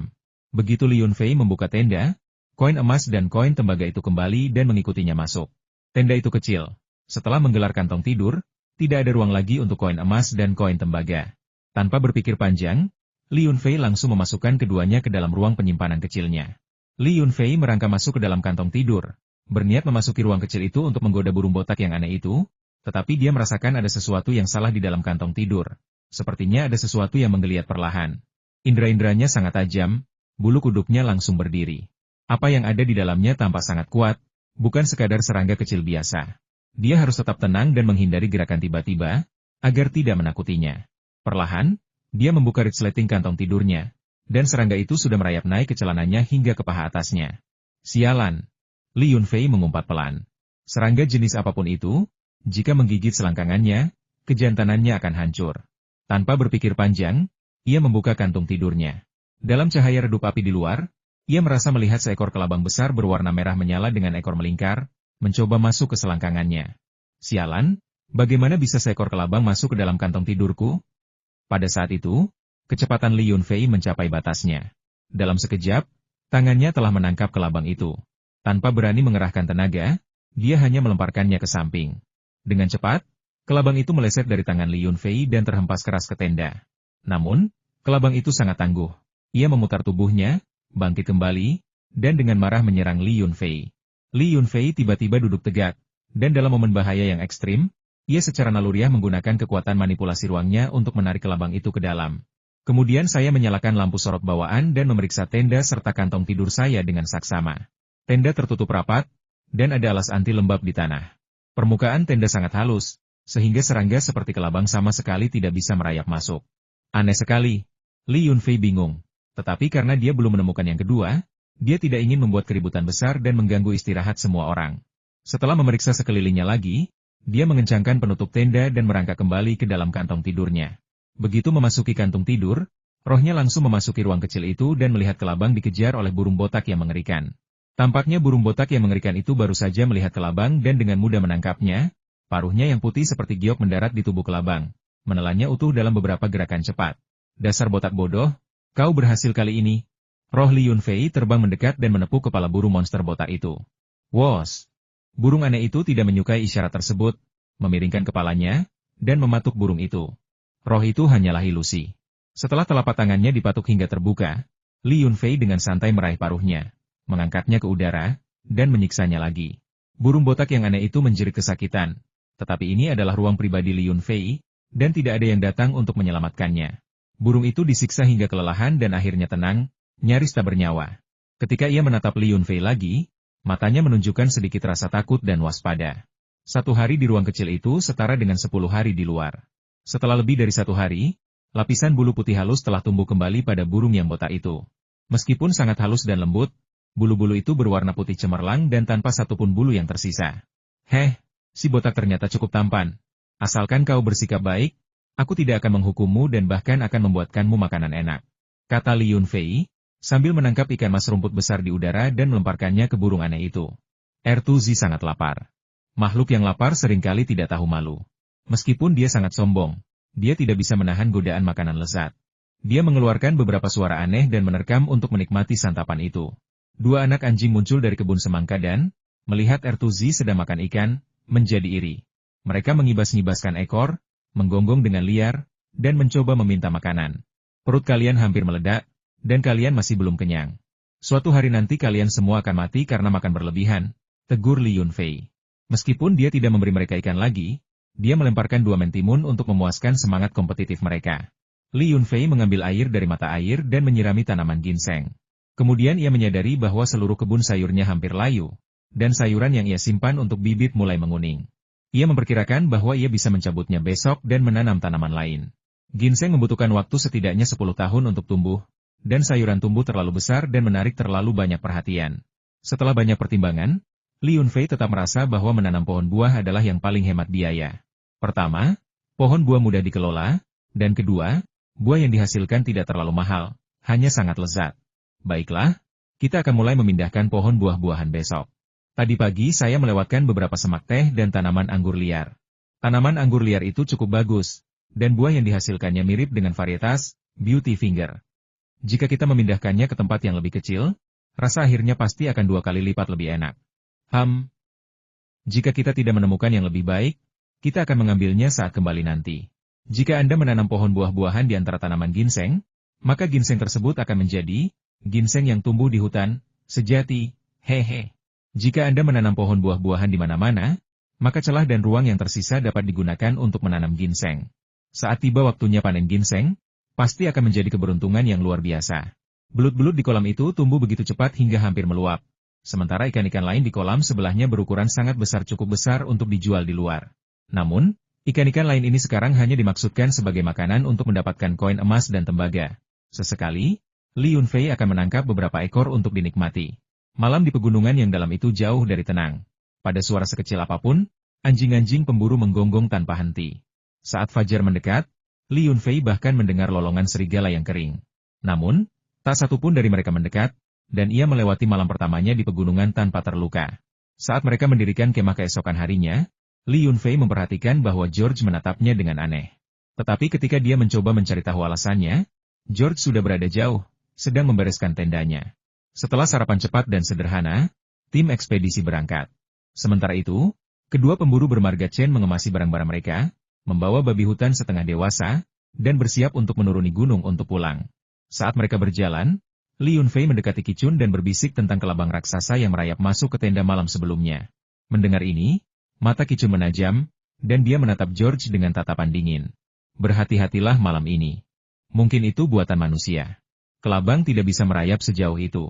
Selain itu, para pemburu sering tinggal di perkemahan itu, dan ada banyak bubuk penolak serangga dan ular yang tersebar di sekitar. Kebanyakan serangga beracun akan lari sebelum mereka bisa menghindarinya. Apalagi berani memaksa masuk. Mendengar itu, Li Yunfei pun dipenuhi amarah. Sialan, apakah mereka memberontak? Beraninya mereka diam-diam mencelakai penduduk kota Qinglong di pegunungan? Bukankah mereka mencari kematian? Begitu kita menemukan pelakunya, kita akan membuat mereka merasakan akibat dari para pemburu kota Qinglong. Meskipun seharian ia habiskan untuk mencari orang yang menyebabkan masalah itu, Li Yunfei juga memindahkan cukup banyak pohon buah liar dari pegunungan.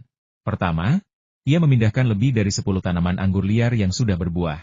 Ia membangun teralis anggur di sekitar kolam kecil menggunakan bambu segar, dan setelah menyiraminya dengan air mata air dari tempatnya, ia berhasil menghidupkan kembali tanaman anggur yang daunnya sudah menguning.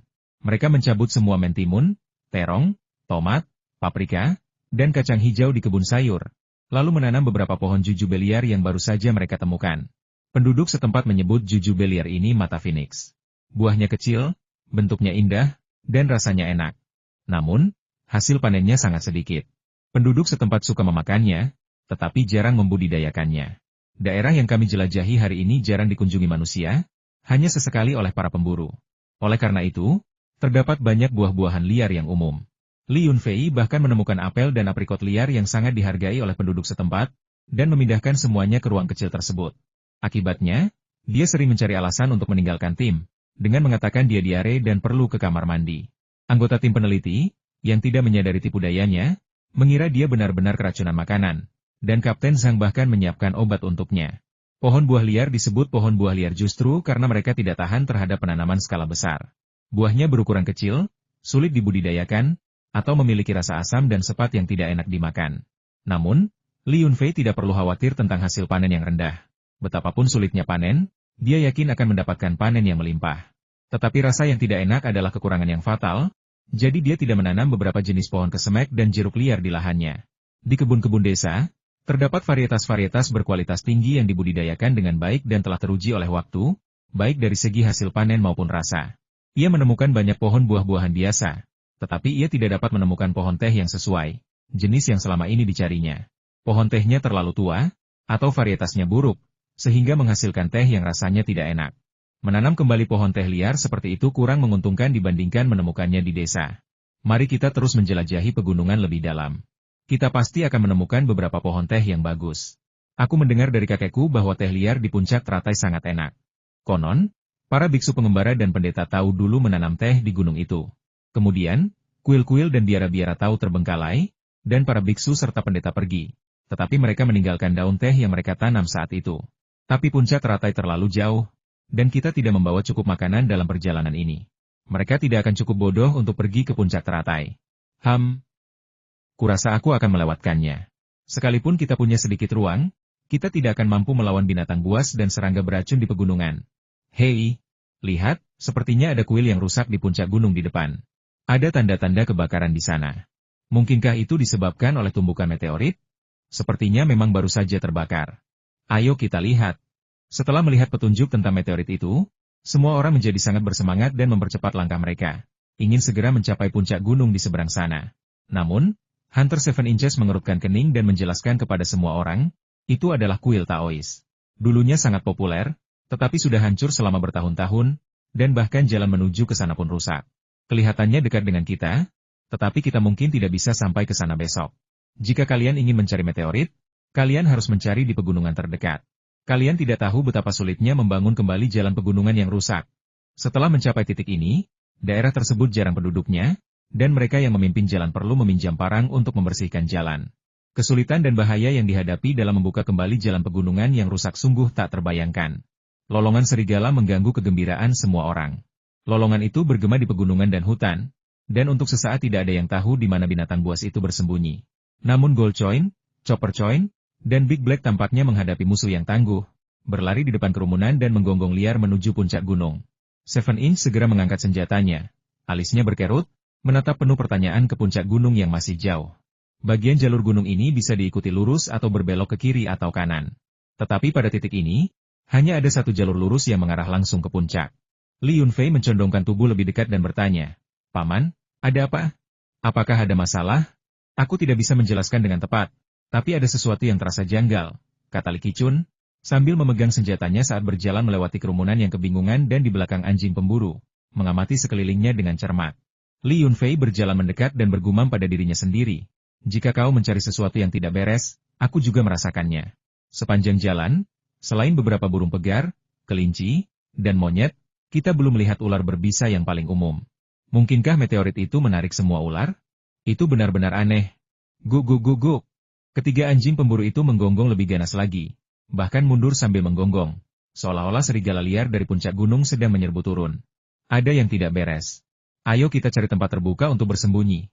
Jika benar-benar ada binatang buas yang menyerbu jalan pegunungan ini, kita tidak akan bisa menghindarinya.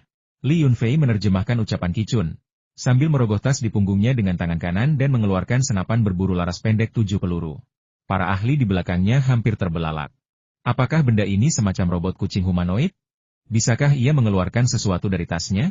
Li Yunfei mengabaikan tatapan mereka, merasakan bahaya dari anjing-anjing pemburu.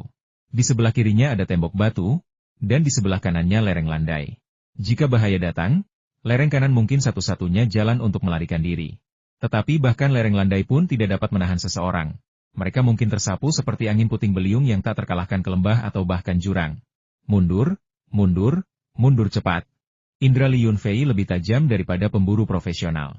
Dia mendengar serangkaian suara gemuruh seperti genderang di bawah kakinya, sangat kacau dan tak terhitung jumlahnya.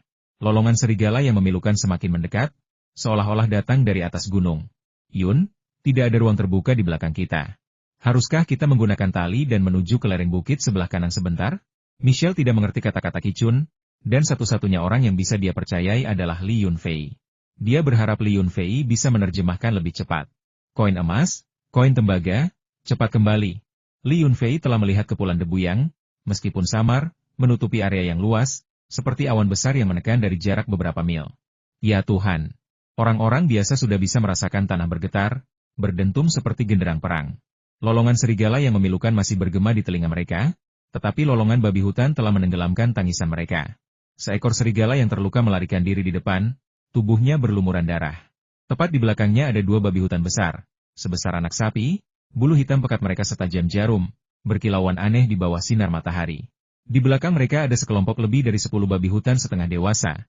Keempat kuku mereka mengayun-ayun, mata mereka merah saat mereka menyerbu ke depan. Tampaknya menyimpan kebencian yang tak terdamaikan terhadap serigala. Bang! Li Qichun menembak. Seharusnya kau tidak pernah menembak saat berhadapan dengan kawanan babi hutan. Tetapi dalam situasi khusus ini, kau harus melakukannya. Jika kau berhasil menakut-nakuti mereka, itu keberuntungan.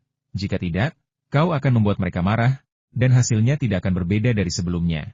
Tembakan itu diarahkan ke serigala, tetapi agak terlalu jauh. Serigala itu berguling-guling di tanah ketakutan, lalu bangun dan terus berlari. Namun, babi hutan di belakangnya terkena tembakan, darah menyembur dari kepalanya. Ia meraung marah dan berlari menuruni bukit dengan kecepatan lebih tinggi. Matanya merah. Pada saat ini, mata babi hutan itu tertuju pada kerumunan di depannya, terutama orang yang memegang senjata. Saat serigala itu berguling-guling, tampaknya kakinya terluka. Ia tidak bisa mengejar dan terlempar oleh babi hutan di belakangnya. Ia menabrak tembok batu di samping, terhempas ke tanah. Sebelum sempat berdiri, awan hitam melintas di atas kepalanya dan kemudian ia berubah menjadi gumpalan daging cincang. Jarak beberapa ratus meter dengan cepat mereka tempuh, dan jika mereka tidak menghindar, mereka pasti akan diinjak-injak hingga hancur oleh babi hutan yang marah. Pada saat ini, Li Yunfei sepertinya ingat bahwa babi hutan yang ditembak oleh dua pemburu bermarga Chen kemarin memiliki ukuran yang hampir sama dengan kelompok babi hutan ini. Lompat! Lompat menuruni lereng bukit dan coba raih tanaman rambat. Sebelum Li Yunfei selesai berbicara, dia melompat ke kanan karena melihat Li Qichun, yang berada di depan, sudah berguling menuruni lereng bukit bersama anjing-anjing pemburunya. Tunggu aku, ayo kita pergi bersama. Karena terburu-buru, Michelle meraih ransel Li Yunfei dan mereka berdua terguling menuruni lereng bukit. Raungan! Raungan! Raungan! Kawanan babi hutan menyerbu melewati tempat mereka berdiri, menimbulkan kepulan debu. Keluarga babi hutan ini seperti buldoser. Ketika mereka mengamuk, bahkan beruang hitam di hutan pun tak mampu menandingi mereka. Rumput di lereng bukit agak pendek, dan ketika Li Yunfei berguling menuruni lereng bukit, dia tidak bisa berpegangan pada apapun karena Michelle berteriak dan melilit tubuhnya, mengikat erat salah satu lengannya. Dia mencoba meraih sulur rumput beberapa kali dengan tangan lainnya. Tetapi bahkan setelah mematahkannya, itu tidak mengurangi kekuatan jatuhnya ke bawah. Li Yunfei mengutuk dalam hati bahwa semua wanita cantik adalah ancaman. Saat ia berguling-guling, ia seolah melihat seekor babi hutan, dibutakan oleh kebencian dan tanpa akal sehat, berlari menuruni lereng bukit. Sama seperti dirinya, babi hutan itu berputar-putar seperti angin puting beliung, melolong dan menjerit, dan akhirnya jatuh ke lokasi yang tidak diketahui. Koin emas dan tembaga itu berjatuhan dan merayap, berusaha mengendalikan kecepatan ke bawah mereka, merintih sambil mencari area tempat Li Yunfei berguling, dipenuhi rasa takut dan ketidakberdayaan. Li Yunfei tidak tahu apakah dia berteriak atau tidak.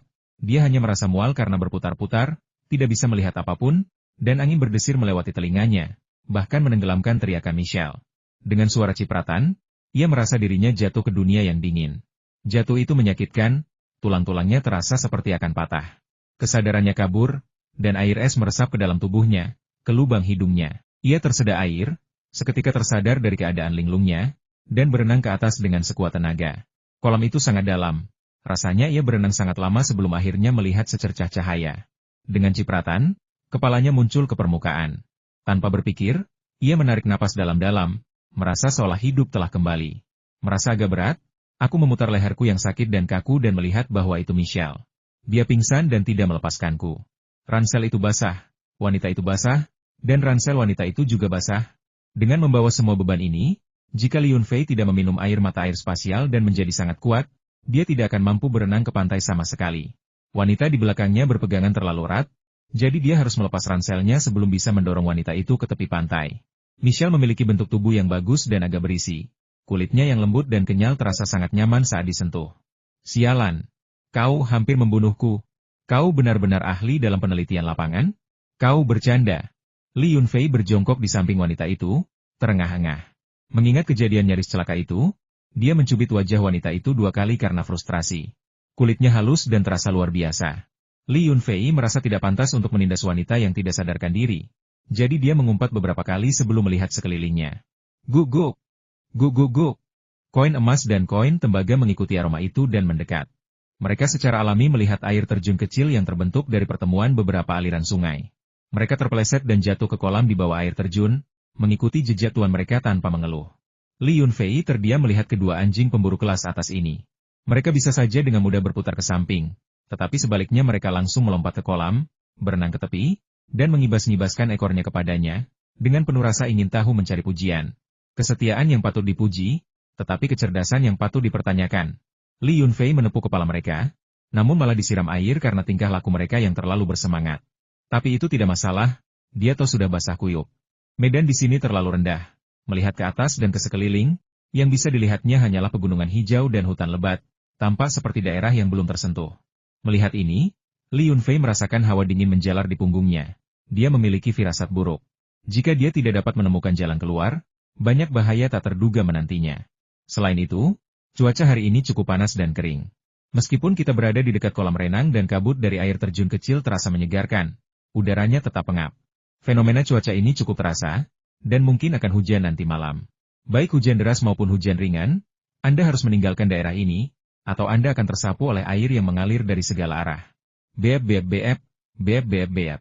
Setelah keadaan tenang, Li Yunfei memperhatikan bahwa detektor di pergelangan tangan Michelle berkedip terus-menerus, tetapi dia tidak mendengarnya dengan jelas karena suara air terjun terlalu bising. Ada meteorit di dekat sini? Li Yunfei sangat gembira. Para ahli telah mencari selama 2 hari tetapi belum menemukan satu pun. Jika dia bisa menemukannya, perjalanan ini tidak akan sia-sia. Dia tidak terlalu tertarik pada meteorit biasa, tetapi yang satu ini jelas berbeda. Antusiasme luar biasa para ahli, dan kesukaan luar biasa ular terhadap jenis meteorit ini, semuanya menunjukkan sifatnya yang tidak biasa. Selain itu, sebagian besar meteorit tidak memancarkan radiasi, namun para ahli ini membawa detektor radiasi ke pegunungan. Pasti ada alasan lain yang tidak mereka ketahui. Rasa ingin tahu bisa membahayakan, dan Li Yunfei sangat ingin menemukan meteorit itu sebelum Michelle bangun. Ia memeriksa denyut nadi Michelle, lalu meletakkan jarinya di bawah hidungnya, merasakan napasnya yang normal. Michelle pasti pingsan sebelum jatuh ke air dan tidak menelan banyak air. Untuk menghindari kesalahan penilaian, ia menyentuh dadanya beberapa kali. Ia salah menilai. Ia bermaksud menyentuh perutnya untuk melihat seberapa banyak air yang telah ditelannya. Tanpa diduga, dada wanita asing ini begitu menonjol sehingga, dengan pakaiannya yang benar-benar basah, garis-garisnya terlihat jelas di bawah pakaiannya yang berwarna terang. Putingnya yang merah muda hampir menyembul keluar. Hal ini membangkitkan nafsu pemuda desa itu, dan tangannya menyentuh tempat yang salah. Karena kau tidak pingsan karena air, itu bagus. Kita tunggu saja sampai kau sadar sendiri, kata Li Yunfei, sambil melepas alat pendeteksi dari pergelangan tangannya dan mencari meteorit di sekitarnya. Dia mengamati sekeliling beberapa kali dan menemukan bahwa sinyal deteksi paling kuat hanya di dekat kolam renang. Tingkat radiasinya sangat rendah, berada dalam zona hijau yang aman. Mungkinkah itu di bawah air? Li Yunfei memikirkannya dengan saksama dan menyadari bahwa itu sangat mungkin. Karena tidak ada jejak kebakaran di sekitarnya, jadi benda itu hanya bisa jatuh ke air dan tidak akan terbakar. Karena tubuhnya sudah basah kuyup, ia langsung menanggalkan semua pakaiannya, hanya menyisakan celana dalamnya. Ia memerintahkan kedua anjing pemburu untuk melindungi Michelle, dan sambil mengenakan detektor logam, ia terjun ke kolam kecil itu. Kolam kecil tersebut memiliki arus yang deras dan tidak ada tumbuhan air, jadi berdasarkan pengalaman, seharusnya tidak ada ikan. Sekalipun ada, jumlahnya sangat sedikit dan berukuran kecil, dan karenanya, tidak akan banyak mamalia lain. Tingkat bahayanya dapat dinilai rendah. Airnya jernih, tetapi cahaya di dasar masih sangat redup. Setelah menyelam hingga kedalaman 4 atau 5 meter, Li Yunfei hampir tidak bisa melihat apa yang ada di bawahnya, apalagi seberapa dalam. Pada titik ini, daya apung tubuhnya membuatnya sulit untuk menyelam lebih jauh, sehingga ia hanya bisa menggunakan dinding batu untuk perlahan-lahan turun. Apa itu? Li Yunfei langsung berkeringat dingin. Ada benda berwarna jingga kemerahan seukuran kepalan tangan di dasar air yang gelap, menyerupai mata monster. Napasnya menjadi tidak teratur, dan air menyumbat hidungnya, menyebabkan rasa tidak nyaman dan ketakutan yang luar biasa. Didorong oleh naluri mereka akan bahaya, orang akan melakukan apa yang secara bawah sadar mereka yakini sebagai hal teraman untuk dilakukan. Kekuatan ruang kecil itu langsung aktif, menyelimuti massa berwarna oranye merah. Apapun jenis monsternya, hal pertama yang harus dilakukan adalah menangkapnya ke dalam ruang kecil tersebut. Begitu monster berada di darat, kekuatannya tidak akan sekuat saat berada di bawah air. Wos! Semburan air yang tak terhitung jumlahnya menyapu massa berwarna merah jingga itu dan memasuki ruang kecilnya. Tubuh Li Yunfei juga langsung muncul ke permukaan, membuatnya sangat terkejut sehingga ia melompat, berniat memanfaatkan situasi tersebut untuk melompat ke darat. Namun, ketika dia melompat ke air, dia tidak menyentuh bebatuan di tepi pantai. Sambil memiringkan kepalanya untuk melihat sekeliling, dia hampir ketakutan setengah mati. Ada dinding batu di sekelilingnya, seperti sumur yang dalam, setidaknya 5 atau 6 meter di atas pantai. Barulah kemudian ia menyadari bahwa ia telah menampung air di kolam renang ke dalam ruang kecilnya. Akibatnya, permukaan air di kolam renang langsung turun, hampir mencapai dasar. Terdapat sekelompok ikan loah dataran tinggi di dasar air.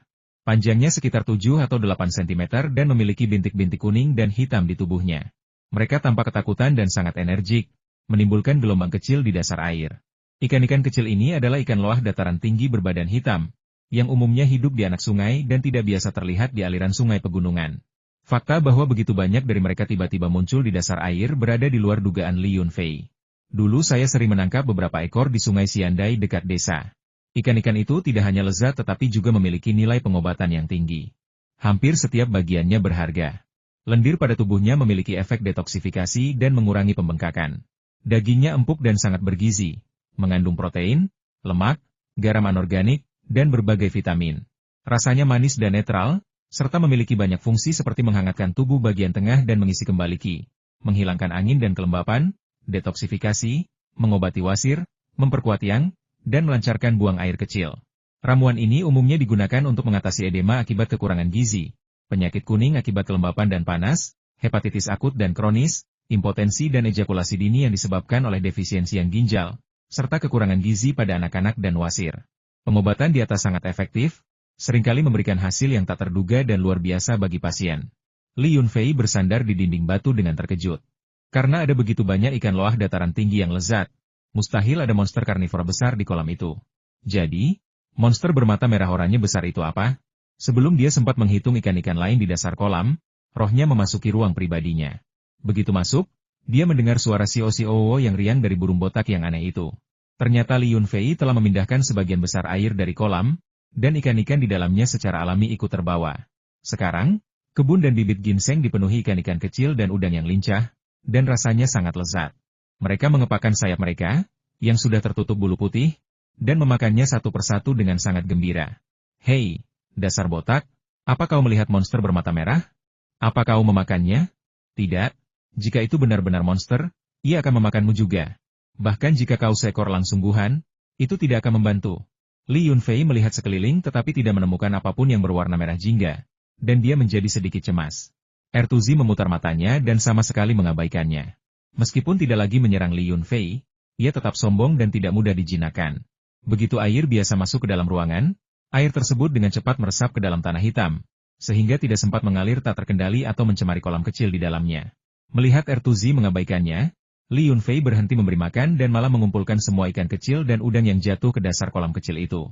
Di antara ikan-ikan itu ada ikan loah dataran tinggi dan sejenis ikan mas batu yang sedikit lebih besar, seukuran telapak tangan, menyerupai ikan mas koki dengan mulut yang sangat runcing.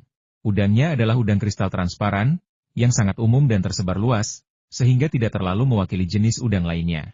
Namun, ikan karper batu seharusnya tidak muncul di dekat kota Qinglong, apalagi di kolam kecil di pegunungan terpencil. Li Yunfei bingung dan tidak dapat menemukan alasannya. Jadi dia hanya berasumsi bahwa ikan itu terbawa dari suatu tempat ketika air banjir naik. Namun setelah mencari di tanah, mereka tidak menemukan apapun yang berwarna merah jingga, bahkan di ruang penyimpanan bawah tanah. Saat mereka sedang bertanya-tanya dan takjub, mereka mendongak dan melihat sebuah batu merah jingga seukuran kepalan tangan melayang di udara, bersinar samar-samar. Warnanya aneh, kadang kekuningan, kadang seperti cahaya, memberikan kesan cahaya dan bayangan yang bergantian. Seperti nyala api yang hidup, terus bergerak. Rahang Li Yunfei hampir jatuh ke tanah karena terkejut. Apa-apaan itu? Tergantung di langit seperti matahari mini? Bagaimana bisa benda itu melayang di udara? Apakah itu ilusi? Roh Li Yunfei melayang ke udara dan mengelilingi meteorit itu. Dia mendapati bahwa meteorit itu memang sangat panas, dan ketika dia terlalu dekat, dia bahkan merasa bahwa cahaya yang dipancarkannya agak menyilaukan. Sebuah matahari kecil di angkasa. Rohnya menusuk meteorit itu dengan tangannya dan mendapati bahwa batu itu sangat ringan dan bergerak sedikit saat disentuh, seperti balon. Batu itu terasa sedikit hangat saat disentuh, tetapi tidak terlalu panas. Seketika itu juga, rohnya kembali, dan sebuah batu berwarna jingga kemerahan muncul di tangan Li Yunfei. Batu itu agak berat, sedikit hangat, dan tidak melayang sendiri, juga tidak memancarkan cahaya dinamis apapun. Perbandingan ini mengungkapkan bahwa meteorit oranye berpermukaan halus ini memiliki kemampuan memanaskan diri sendiri. Di dunia biasa, mereka memancarkan radiasi lemah, menghasilkan sedikit panas, dan memiliki berat, namun mereka tidak mengapung. Namun, setelah memasuki ruang kecil, mereka menjadi lebih ringan, seperti matahari mini, dan secara otomatis melayang ke langit. Dengan batu matahari yang tergantung di atas ruangan kecil ini, Rasanya seperti memiliki matahari kecil yang terpasang, membuat seluruh ruangan menjadi lebih terang. Li Yunfei sangat gembira menemukan perubahan ini. Sesuai dengan sifatnya yang selalu memanfaatkan setiap kesempatan, ia mengumpulkan semua ikan kecil di kolam ke dalam ruang kecil dan memeliharanya sebagai ikan campuran. Baru setelah air terjun dan aliran air lainnya mengisi kolam, ia berhasil mencapai tepi pantai. Saat malam tiba, alis Michelle berkerut, menunjukkan tanda-tanda bangun.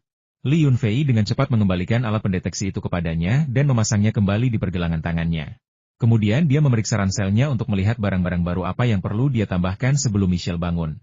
Ransel pendakian anti-air untuk penjelajahan alam liar itu memang mengesankan. Saya kira bagian dalamnya akan basah kuyup, tetapi ketika saya membukanya, hanya lapisan luarnya saja yang basah. Isi di dalamnya benar-benar kering. Ransel Michelle bahkan lebih baik daripada milik Li Yunfei. Isinya tidak rusak. Saya hanya meliriknya sekilas sebelum menutupnya kembali untuknya. Michelle bergumam pelan, terbangun dari ketidaksadarannya. Begitu membuka matanya, dia melihat seorang pria bertubuh kekar dan telanjang berjongkok di sampingnya dengan senyum aneh di wajahnya, tampak mesum. "Ah!" teriaknya, berguling, memutar pinggangnya dan mengayunkan kakinya, dan dengan bunyi gedebuk, tendangannya, secepat ekor ular derik, mengenai kepala Li Yunfei. Li Yunfei bergerak sangat cepat, mengangkat lengannya untuk menangkis tendangan Michelle. Kekuatannya cukup besar, lengannya terasa kebas akibat benturan tersebut. Jika Michelle mengenainya, dia mungkin akan mengalami gangguan mental atau gegar otak. "Apa yang kau lakukan? Ada apa denganmu?" Li Yunfei sedikit marah. Dia tidak memprovokasinya, jadi mengapa dia menyerangnya begitu bangun tidur? "Apa yang ingin kau lakukan padaku?" Michelle waspada terhadapnya, tetapi melihat bahwa Li Yunfei tidak melakukan gerakan ofensif dan tidak ada yang aneh tentang dirinya, dia langsung merasa lega. "Apa yang bisa kulakukan padamu? Tempat ini basah dan penuh kerikil. Bahkan jika aku ingin melakukan sesuatu, aku butuh tempat yang lebih romantis, bukan?" kata Li Yunfei, menjauh dari wanita cantik yang berbahaya itu. Ia dengan santai mengeluarkan pakaian kering yang sama dari ranselnya dan perlahan memakainya. Kemudian ia memasukkan pakaian basah yang telah dilepasnya ke dalam kantong plastik dan memasukkannya kembali ke dalam ranselnya.